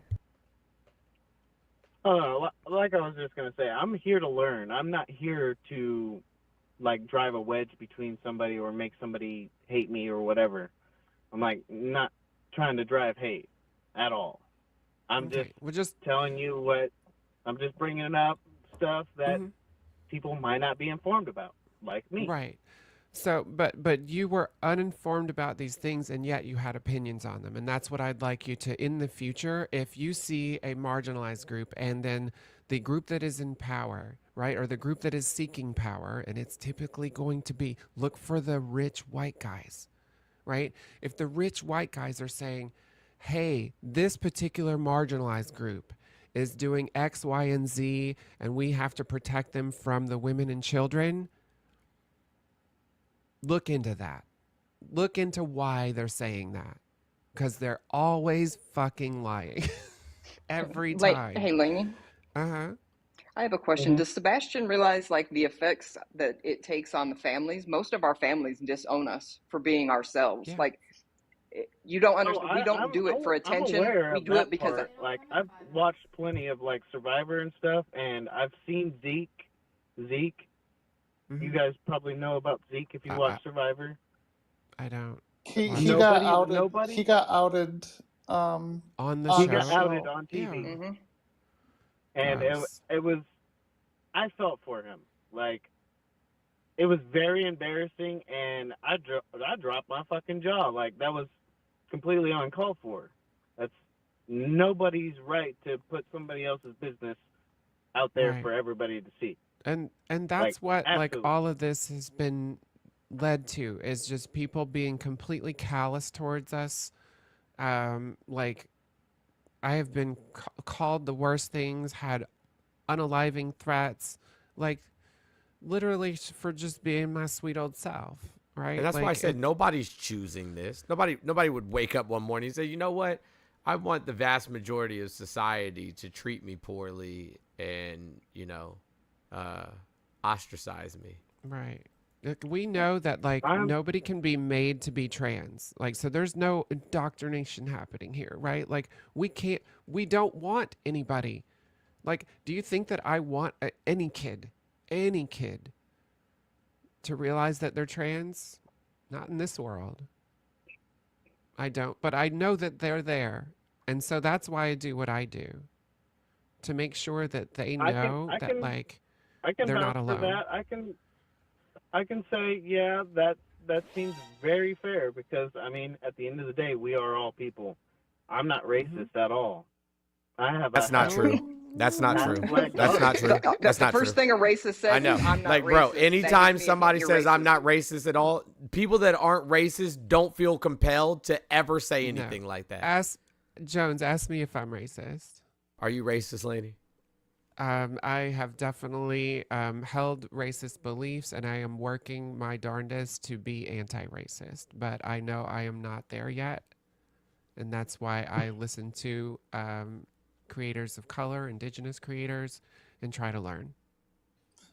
Yeah, nobody who's not racist doesn't have to say that they're not racist. Go ahead, Keegan. As a white person, Fair. I inherently benefit from racism. Mm-hmm. Yeah. Okay. Confusing, but fair. How's that confusing? I could say.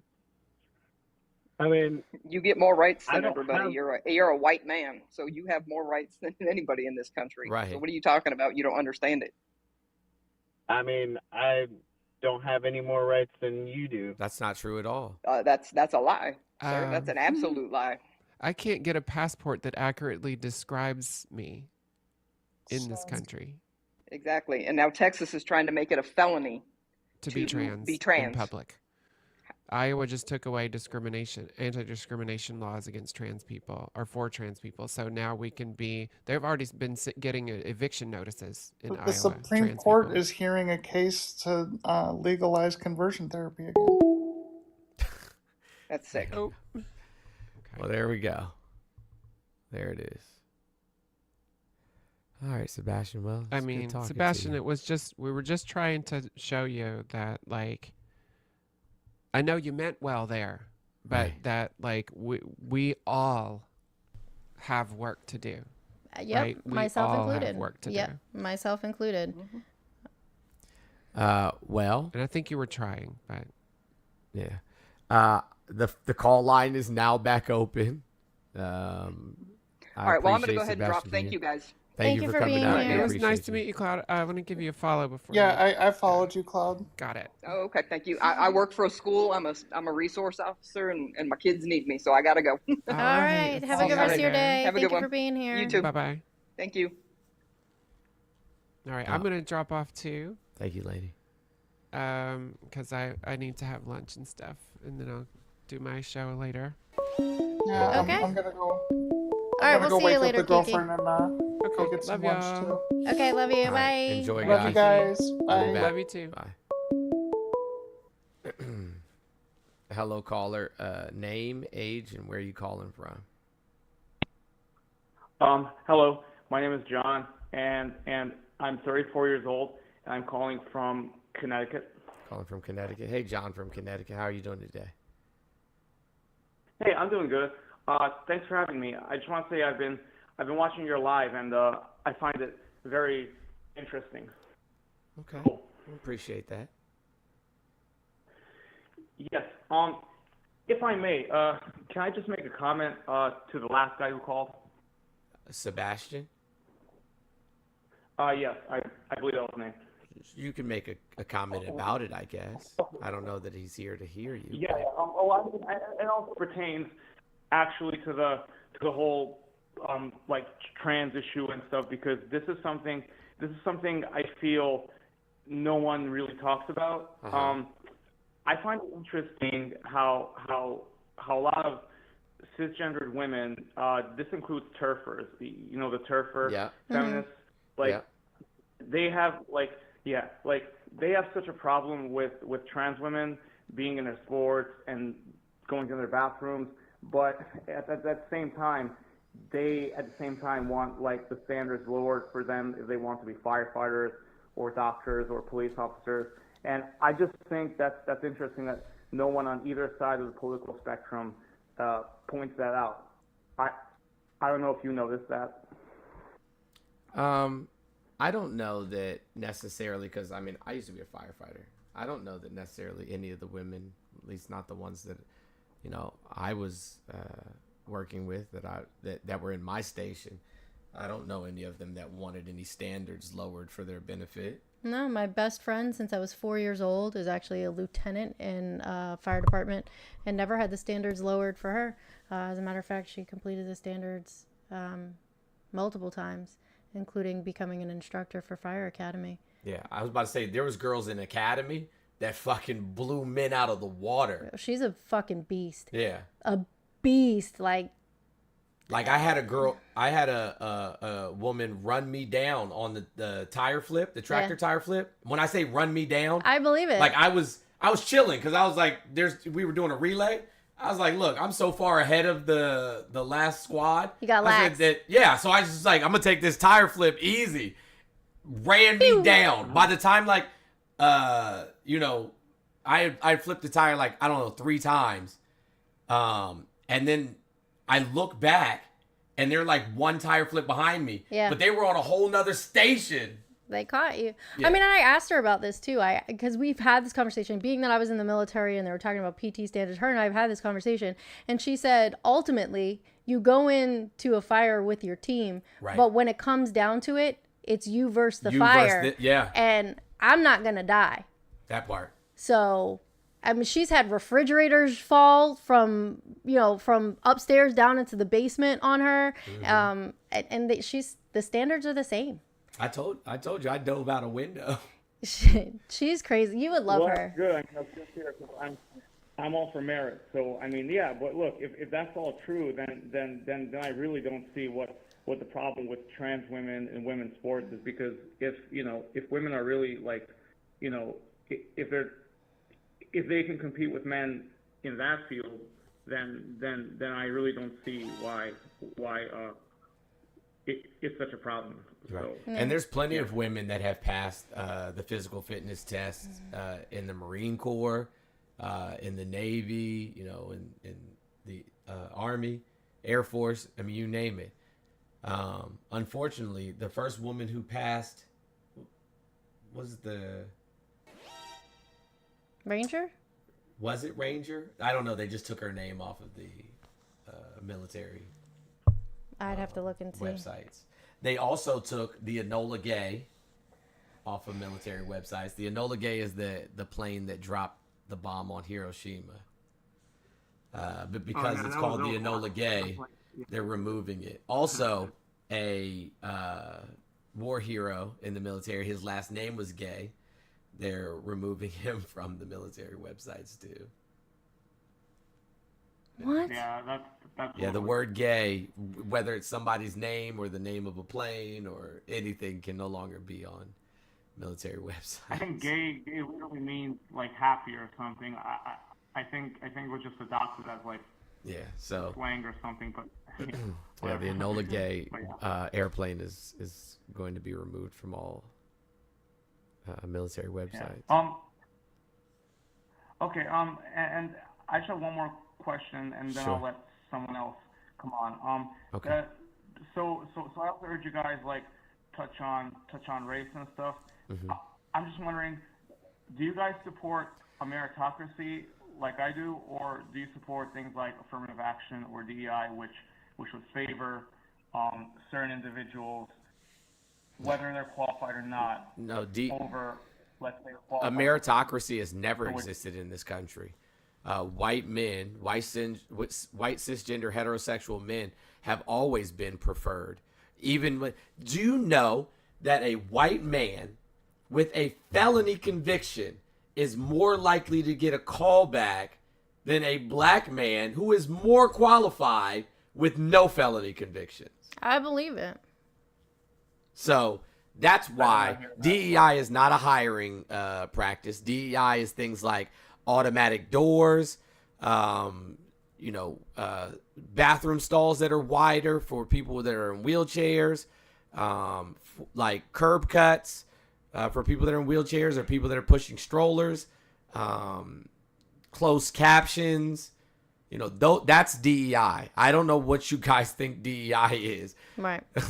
But affirmative action predominantly helped white women.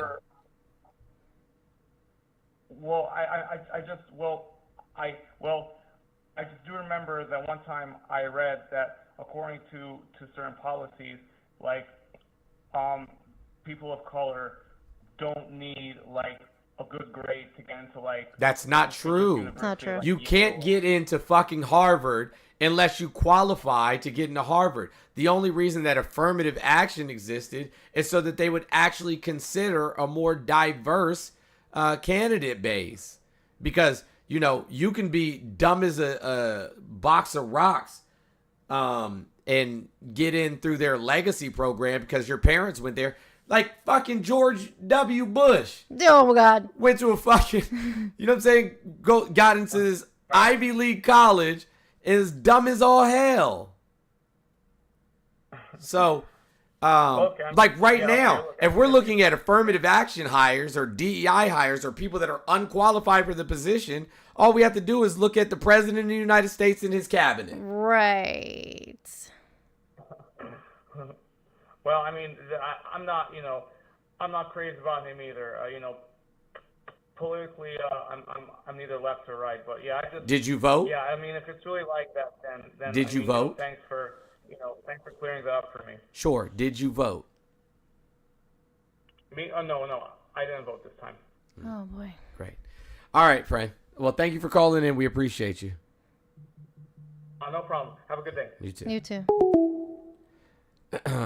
Call line is back on. Hey guys, we only have like $170 left till we spin. In the spin goal. Like, are we gonna spin before we get out of here today or nah? Spin. Yeah, and do you want to go over what you plan to do if we hit the 4,500 goal? Right. Okay. Okay. Well, hold on. Sure. We'll take this call and then we'll go over it. But pay links are in the bio: Cash App, PayPal, tip jar, and No Raz has Venmo. Hello, caller. Name, age, and where you calling from? Hello, Steve from Arizona. I'm 36. Steve from Arizona. What's going on, Steve from Arizona? How's it going, bud? Not too bad. It's all right. I was just interested in your guys' when you guys were talking about the DEI stuff. Mm-hmm. So the way I see it is you know, if you feel that you would need basically, you know, a handout to go and, you know, get a position or something like that, like, you don't think that you could actually earn it off your own merit, or do you think that Reasonable DEI is reasonable accommodations for you to work at a place. So why would you need accommodations if you can do the job? Oh boy. If you're in a wheelchair and there's stairs, you may need a ramp or an elevator. Those are reasonable accommodations. That's not DEI, though. Yes, it is. That's exactly what DEI is. It is. Isn't it diversity, equity, and inclusion? Isn't that what that inclusion of people that have different abilities. Diversity. Equity meaning everybody has equitable accesses to resources within the workplace. And diversity meaning that there's a diverse group of individuals working in the workplace. So that doesn't mean you think just, we should have a sir, cops in wheelchairs? I was talking. That doesn't just mean black people. It means black people, Latin people, Asian people, white people, indigenous people, people that are blind, people that are handy, you know what I'm saying? Like disabled, people that are, you know, deaf. Like it's a whole bunch of different individuals, not just black people. Well, I didn't mean it just black people, but here's a Women. question. Do we need to start hiring blind bus drivers? Can you make a reasonable accommodation for somebody to drive a bus blind? Well, I mean, there are people out there that would hire Can somebody you make just a because they're reasonable blind. accommodation for somebody to drive a bus blind? Yes or no? Are they legally able to drive the bus? Can they see? They're not legally able to drive. So the point you just made was absurd. You're being purposefully Well, my point, no, see, my point is if when you start bringing in DEI hiring, then you take away from people that actually can do the job. That's not true. Compared to somebody That's not that what just DEI means. is given it. Wrong. Yes, it is. No, it's not. It is. No, it's not. It is. No, it isn't. You have no data to back that up. As a matter of fact. Yeah, I do. No, you don't. Corporations I that do. have. No, you don't. Corporations that Yeah, have I more. do. Bro, why do you keep it? I really do, sir, and I'm not trying to troll you. I'm Okay. serious. Would you like to know my evidence? No.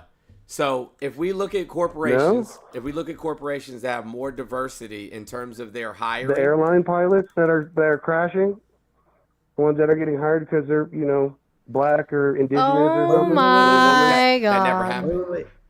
Can you provide a name the source pilot. that says the reason that these that these planes have crashed was because of DEI hires? Go ahead. Give one source. Yeah, that helicopter that just crashed into No, that, I that said one give a source. plane. Both of those pilots were by. white. Give the source. Both of those pilots were white. That's the source. Both of those No, pilots that's were not a white. But I'm talking. She was a female. What? Yeah. No, both of the pilots were white men. No. The pilots helicopter in the were plane white, in the but the Potomac? helicopter Yes, white the men. helicopter that crashed was a female. No, it was not. Yes, it was. No, it wasn't. Oh, it really was the same thing with Kamala Harris. Like, nobody voted for her in a That's primary. not How true. did she win? That's not true. She never. She didn't do a primary. Yeah, there's plenty of presidential candidates that didn't primary. Plenty. One not of how that them works anyway. Was Walter Mondale. Walter Mondale didn't primary. There's been several throughout American history where they didn't primary at all. So I don't know what your point Yeah, is. was that? And you don't primary as the incumbent. The president stepped down? party. As the incumbent party, you don't hold a primary, especially with only 100 days left. Well, there was more than that, you know. And then she ended up just becoming the president. She was never the president. Actually, no, she was running for president. Nobody voted for her. That's not true. Yeah, it is true. No, it's not true. She needed to do a primary. She never No, went to you a do not Nobody- primary as the incumbent Yeah, you do. party. No, you do not. Yeah, you do. No, Yeah, you you do. don't. We have historical Yeah, you do, precedents on this. All right, well, you don't know what the fuck you're talking about, so I'm just going to let you go. You're just up here being a sexy. douchebag. It's fucking stupid. His- Hey, guys, his whole you don't thing primary is- as the incumbent party. That's not how it works. He's just nah. Yeah, like he doesn't have any evidence. The helicopter pilot that crashed into plane in D.C. Gender. Let's find out. I know he's lying.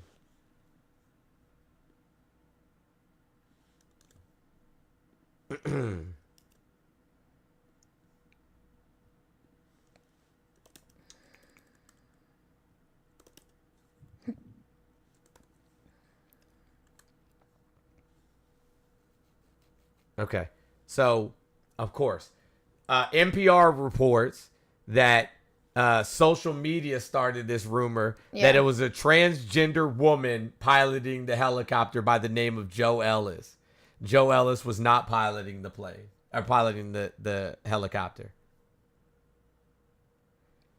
Shocker. Was it Tim Pool that started it? The pilot's name was Andrew Eves. Like, this is so fucking stupid.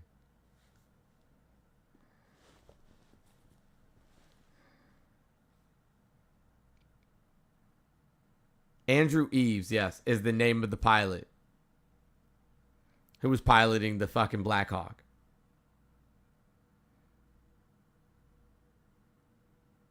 Like, y'all just lie for the fucking sake of lying, man. It's gross.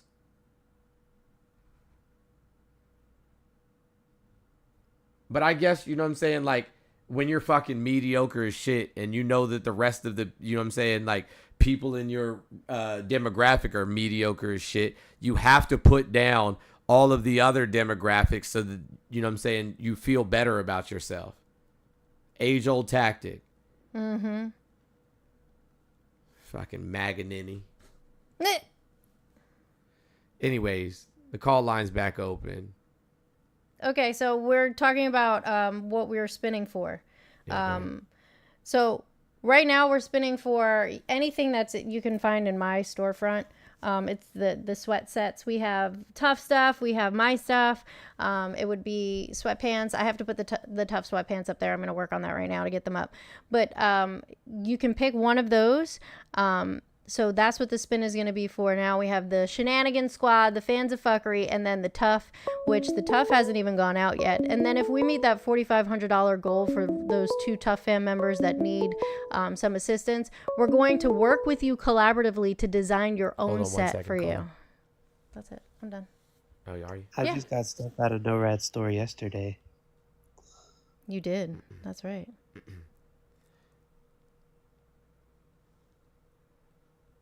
Hello, caller. Name, age, and where are you calling from? Shandon. I'm 27 and unfortunately Oklahoma. Okay. What's up, Shandon from Oklahoma? What would you like to add to the conversation? I don't know if y'all spoke on it or are speaking on it, but I was going to try to get y'all's perspective on the Mahood Khalil situation. Yeah, I talked on it earlier today. I got you. I'm sorry, I must have missed it. I was just going to ask, like, them starting with him, like, I don't know if they've actually given him, like, a crime that he's actually committed or whatnot, but I'm just asking. They took him like, off site to, like, Louisiana, and they're holding him in a detention facility so that he can't speak to his lawyer. Gotcha. And my question is, what's stopping them from stopping with him and not like going to U.S. citizens that are going to be doing protests and things like that? They'll keep going. They'll keep pushing the envelope. Trump did say before he was even elected that he had no problems with deporting American citizens. Yeah, I got you. That was just my question. To see y'all's opinion on that. I appreciate it. So yeah, absolutely. I don't see that person's comment on YouTube. They asked if there were t-shirts. There are t-shirts for Fans of Fuckery. You can go to NORADS2, the number 2, thenads.com, and it's all on there. I did put that in the chat for you on YouTube. It's NORADS2, the number 2. You guys can look and see what's on there. I can't go live from my account so that you can just go through my click links because I have a banana right now. So, you know. Call line is back open for those on Twitch, Kick, or YouTube. nobody's gonna sit here and play the nuh-uh game with you. So if you have something to say, please make it intelligible at the very least.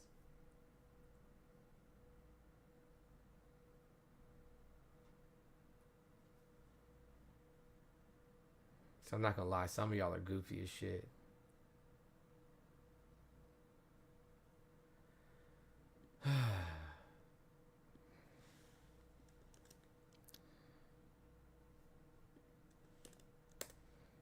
Like, what the fuck kind of argument is nuh-uh? Well, I don't know. An unintelligent one? Nuh-uh. I know you are, but what am I? Right. Your mom. Your mom. To be honest with you, when I was a kid, though, that was my favorite insult. Saying your mom? Hell yeah. I still say it. Huh? I still say it. I just feel like it's kind of misogynistic now. To say your mom? Yeah. Because, like, why is it always got to be the moms? Because you're light skinned. Yo! Quentin! I don't know. It's just been funny to me. Because your light skin is crazy. Why are you talking about? He said that yesterday, too. About basketball. Yeah, he was on. But yeah, why you telling people you got hit in the face with the ball, man? Bro did beam me in the face with the basketball. I don't care what you say. He said, I mean, I was stepping up to stop him from going to the basket, and I guess he was trying to pass, and he beamed me right in my goddamn eye. I still got a headache on that side of my head, be honest with you.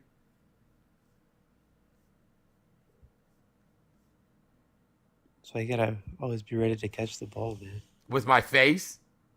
Not with your hands. My hands were in a defensive position. They weren't in front of my face. I don't know how he thought. He said I was trying to pass the ball. I was like, what, you trying to like pass it through me? Absolutely absurd. Hello, caller. Name, age, and where are you calling from? Kayla, 27. I'm calling from South Carolina. Okay. Hey, Kayla from South Carolina. What would you like to add to the conversation? I was just wondering if the Trumpadoos had anything to say about the mass layoff of, the Department of Education workers, and if they had anything to say about the potential government shutdown. No, they don't care about any of that. Yeah.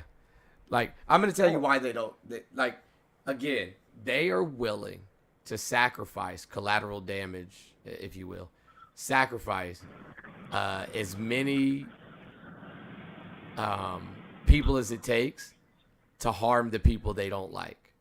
Even themselves. They will literally put themselves on the altar to hurt black people, Latin people, immigrants specifically, gay people, trans people. They don't give a shit. Like, we've literally have fired, laid off, whatever you want to call it, more federal employees than we've deported any immigrants. But it's supposed to be America first, though. Yeah. Really? Yeah. Oh, I need to do some tens of thousands. I need to do some more numbers, like some more research, but I did not know that. Oh my God, I thought these people were like heavy nationalists. Yeah, no, we've fired more federal employees than we've deported anybody. No. And they will do everything they can to convince themselves. That's why it says in the background, stop pretending this is what you voted for. They had no fucking clue. They didn't know that Elon was going to come in here and just start firing people. Like, they didn't know that. Like, West Virginia, heavily red, right? Tons of federal employees. They've already lost, something like 20 some odd % of the jobs. How are these people going to afford to pay their mortgages? And if you think firing hundreds of thousands of people is going to be good for the mortgage industry when people start going into foreclosure, like, man, y'all don't know what the fuck you voted for or what the implications of this shit is. You know, the crazy thing is, I was actually going to talk about that point because I did have like a slight disagreement to it. But when you say it that way, it is 100% true, because in a way I felt like they were fully aware, like they're cognizant of, you know, who No, they know vote that for, he's a who they put their racist. support in for. But it's like, when you say it like that, they really don't have any idea. Nope. That's so crazy. Like the people in Nebraska, again, heavily red, farmers and shit. You know what I'm saying? Voted for Trump. And now they're on TV, on the news, they're on social media and talking about, oh, well, I didn't know they were going to put a freeze on federal funding. We rely on that federal funding to run our farms. We're going to be, and we're losing all of our employees because even the documented immigrants are like, fuck this. If you're going to take my family and move them out of the country, then I'm leaving too.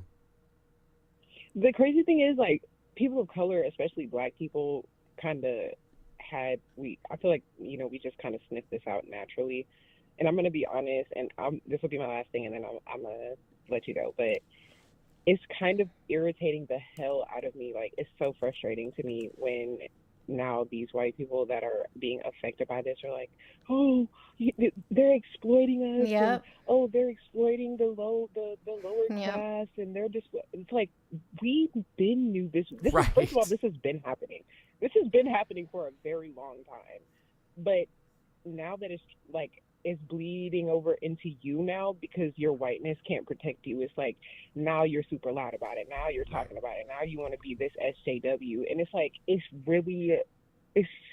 when your mom, you know what I'm saying, for like those people that are my age and older, when your mom loses her SSI benefits and now she can't stay at the retirement home that you put her in, you know what I'm saying? Like, and she's got to come home to live with you. Yeah, now what the fuck are you going to do? And when your child, you know, that's autistic or whatever other, you know, issues they may have in terms of learning disabilities, no longer has their IEP or 504, or they close the school in your district altogether because they can't stay open without federal funding. And now you got your mother or mother-in-law who can't take care of themselves and a child at home who can't take care of themselves or teach themselves. One of y'all going to have to quit your job. Then how are you going to afford your mortgage or the fucking groceries or to keep your lights on or your car payment? Like, y'all literally said, you know what? Precisely. Fuck it. Give me some more oppression. I'll take they it. love to, put the spotlight on, like, EBT or WIC, TANF, child support, like stuff like that, forgetting that, yes, SSI, Medicare, like VA benefits, all that stuff is federal assistance. All that stuff is government assistance. It's all under the government assistance umbrella. So if you're advocating for the cancellation of, like, SNAP and all that stuff because of, you having this stereotype view of who's actually, utilizing it, you're cutting off a whole bunch of other stuff as well. I don't The think vast majority of people on SNAP benefits are single moms, white single moms at that, and elderly people. That's probably one of my favorite stats. I said this stat earlier, and I'm going to repeat it again. Black people make up 22% of the people in the United States that live below the poverty line. They receive 14% of the benefits, which is right in line with our population size. We're 14% of the population. We get 14% of the benefits. White people make up 42% of the people that live below the poverty line, and they get nearly 75% of the benefits. And they only make up 60 some odd percent of the population, meaning they're overrepresented in the benefits they get. I cannot wait. And, like, all of this falling apart in front of them, like I said, now I definitely see your perspective on saying, like, y'all don't know what y'all voted for. I see that. Which one? But I feel like I said, us on the outside looking in, like intercommunally, Every we're morning, like, William.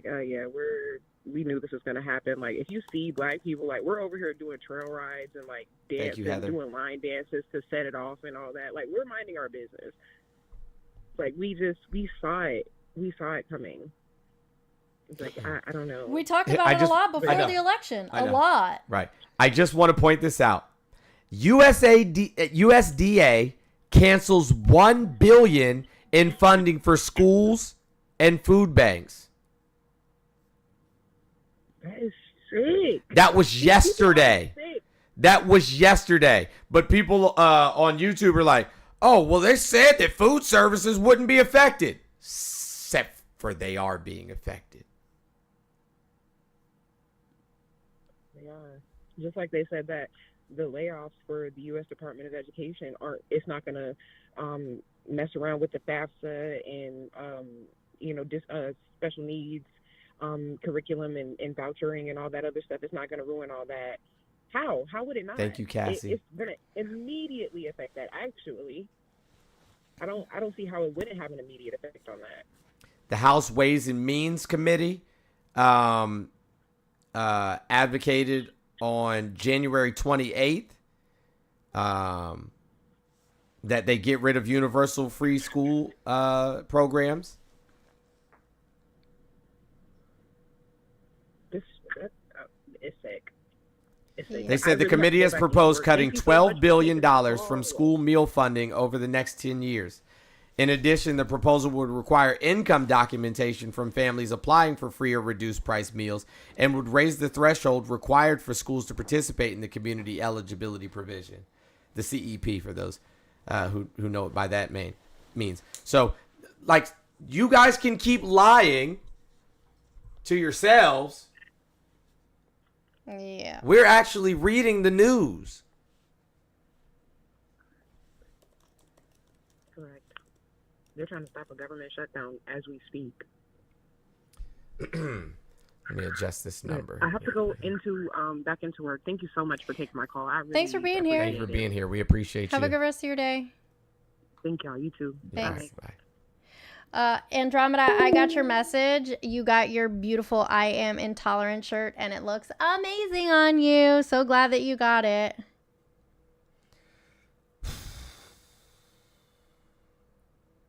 Like literally 22 hours ago, they cut $1 billion in school food purchasing programs. And now they're like, oh, no, they said it's not going to affect the schools. Except for it is affecting the schools. Were you trying to show me something? I'm going to tell you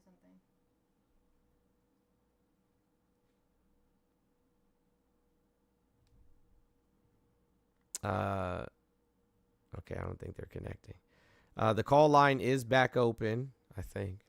Before I say that, it might not be. Oh, it's not. I lied. All right, the call line is now back open. For those of you who would like to call in from Kick, Twitch, YouTube. What's that? We got 170 left in the goal. So No, we have less than that. It's 125. All right, got 125 left in the goal. And to remind you again, if anybody donates over $100, so you could potentially knock off the rest of this, but if you donate over $100, at the end, because I know I have full faith in you guys, we will meet 4,500. You will get your name on a separate wheel where you get to design your own custom sweatsuit. Or, we'll work it out. What it is, if you don't want a sweatsuit, you want a t-shirt and some pants or whatever. I don't know. We'll have fun. We're going to design something super special just for you. We're going to work together. Shit, sorry, my mic was off because I can't see mine lit up like his. So if you do 100 or more, so we can knock off the rest of this goal, it's going to get you on the wheel. And that wheel is going to not only put you for a spin for this, but an additional spin. Once we reach that $4,500 goal for the mutual aid, that spin is going to be for you to get something custom. Just for you. We're going to design it together. It can be a sweatsuit. It could be a t-shirts and shorts. It could be a bathing suit, like shit, whatever you want. Me and you will work on it. We'll make it special just for you. It can be embroidered. It can be screen printed. I can do anything and everything. Shit, I can make you your own phone case. So you let me know. We'll do it together. You heard it through his mic. Okay. But that's what that's for. So $100 or more, that gets you on the special wheel at the end when we reach that mutual aid goal. And this one gets you on the wheel for either Fans of Fuckery, Shenanigan Squad, or the Tough limited edition sweatsuit set, which I did just put on my store. You can see it now. The hoodie was there before. There's a unisex hoodie, a cropped hoodie, and then the matching sweatpants. So you can pick either one of those if you want. It's up to you. Whatever you want. We can make it happen, though. Thank you, Mouse420. Appreciate you. Down to 105, guys. 105. If you send anything to the tip jar, make sure that you put your name on it, because I won't be able to. There's no other way for me to be able to tell who sent it.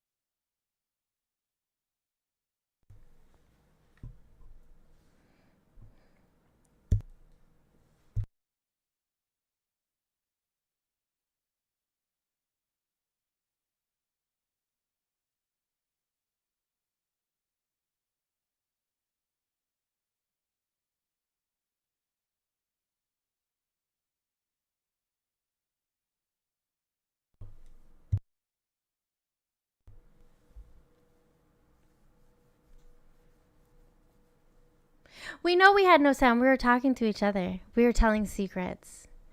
We weren't sharing with you. Sorry. All the doggies over here now nudging me. Hi, mamas. Hi, babies. What's she doing? Hi, sweetie. Thank you, Boyd. So we're down to 95. Not fair. You have to pay for the secrets, Nessa.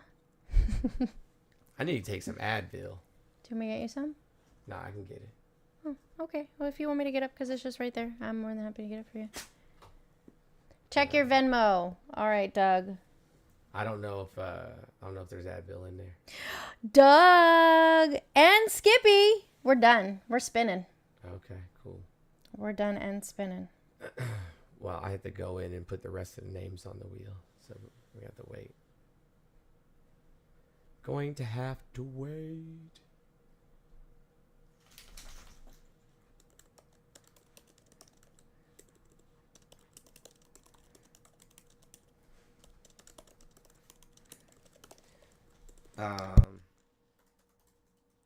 Give me just a second, y'all.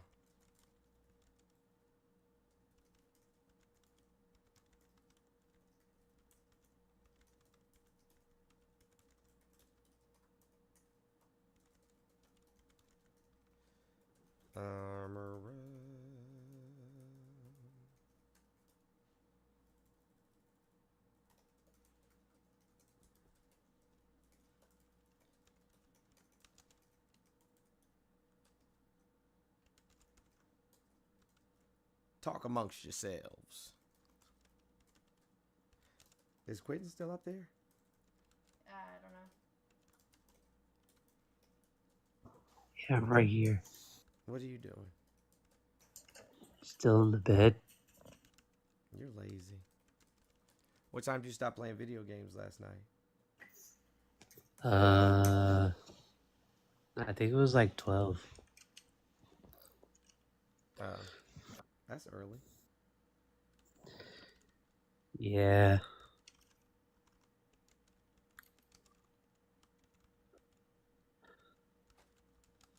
I thought you were up real late. They asked that question because it wasn't about you. It was about the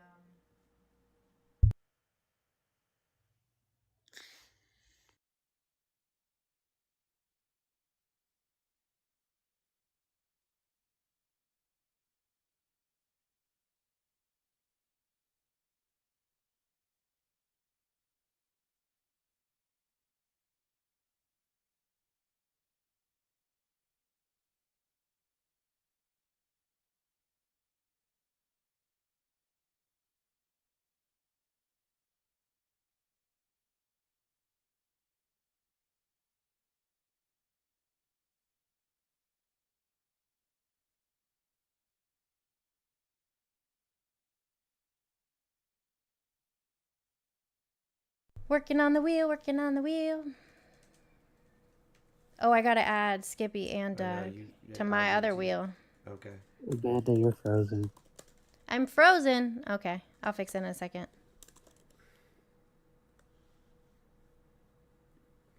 That's funny.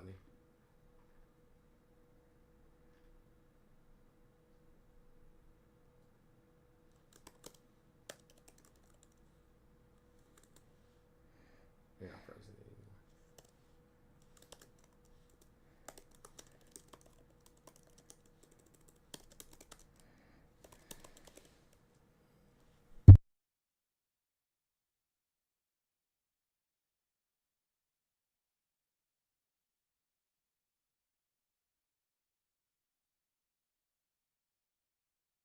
No. Yeah, they closed out the wheel. Okay. Yeah, no, just I'm talking about the other people.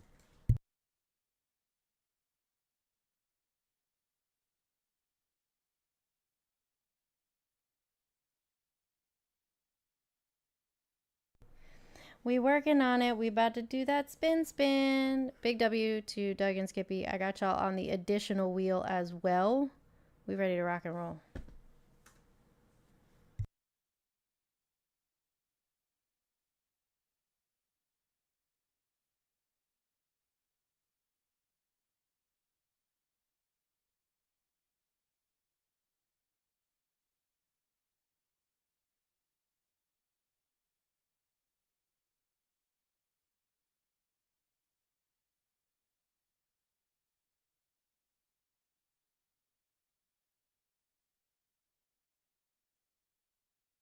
Maybe we shouldn't just stay totally muted. All right, how petty are we making the wheel today, John? All the way petty. As petty as it can get? Oh my God, I'm glad Auntie's not here because Auntie would be yelling at you. Auntie would super be yelling at you. And I wouldn't save you. That's fine. Because Auntie would yell at me too. Auntie would be yelling at me too. There might be no saving either of us. She would be going, no, no. Let me up to yell at him. I'm tired of this pettiness. I'm sorry, Mr. Sunday Show. I have no control over it. Jones picks the petty. I just have to rock and roll with it. And, you know, Cassie's going to go snitch to Auntie that you're putting the wheel all the way petty. I got to check on Auntie today. We should. We should send her a little love.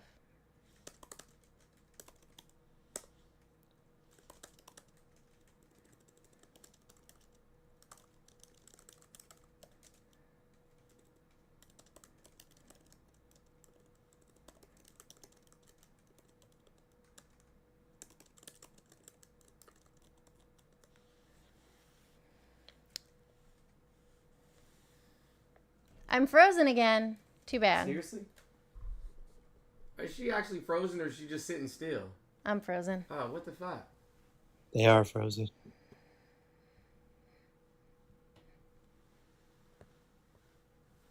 I'm unfrozen. I'm unfrozen. Hi, Pookie. What you want? I do know what Jose did, yes.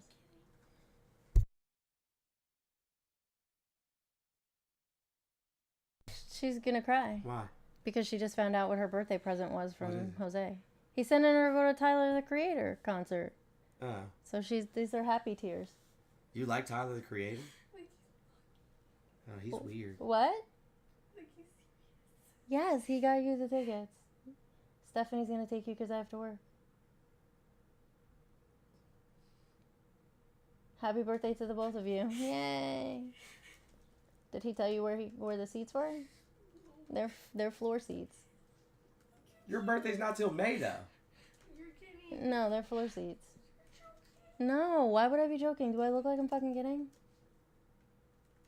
Are you really crying? I can't deal with you.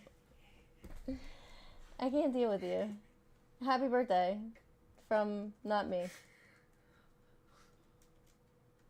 Good, now I don't have to get you anything. Yeah, we don't have to go. So we don't have to go see We don't have to go see SZA anymore. No, we don't even care. What? She says that today. She says she doesn't care today. But after the Tyler concert, she's Right. like, so what's up with them SZA tickets? Oh, yeah, that's right. You did see SZA. Her dad flew her to Brooklyn to go to the SZA concert. Oh, I thought Like- you wanted to see what's his name too. You don't? Who? You don't even care? You're geeking over Tyler, the creator, this bad? Guys, she's like boo-hoo crying right now. Like ugly crying. Like boogers crying. Well, this is what dreams are made of, I guess. Hi. You're awake now? All right. Hold on, Skippy? You got Skippy and Doug, the last two? How much? They both send 100? Yeah.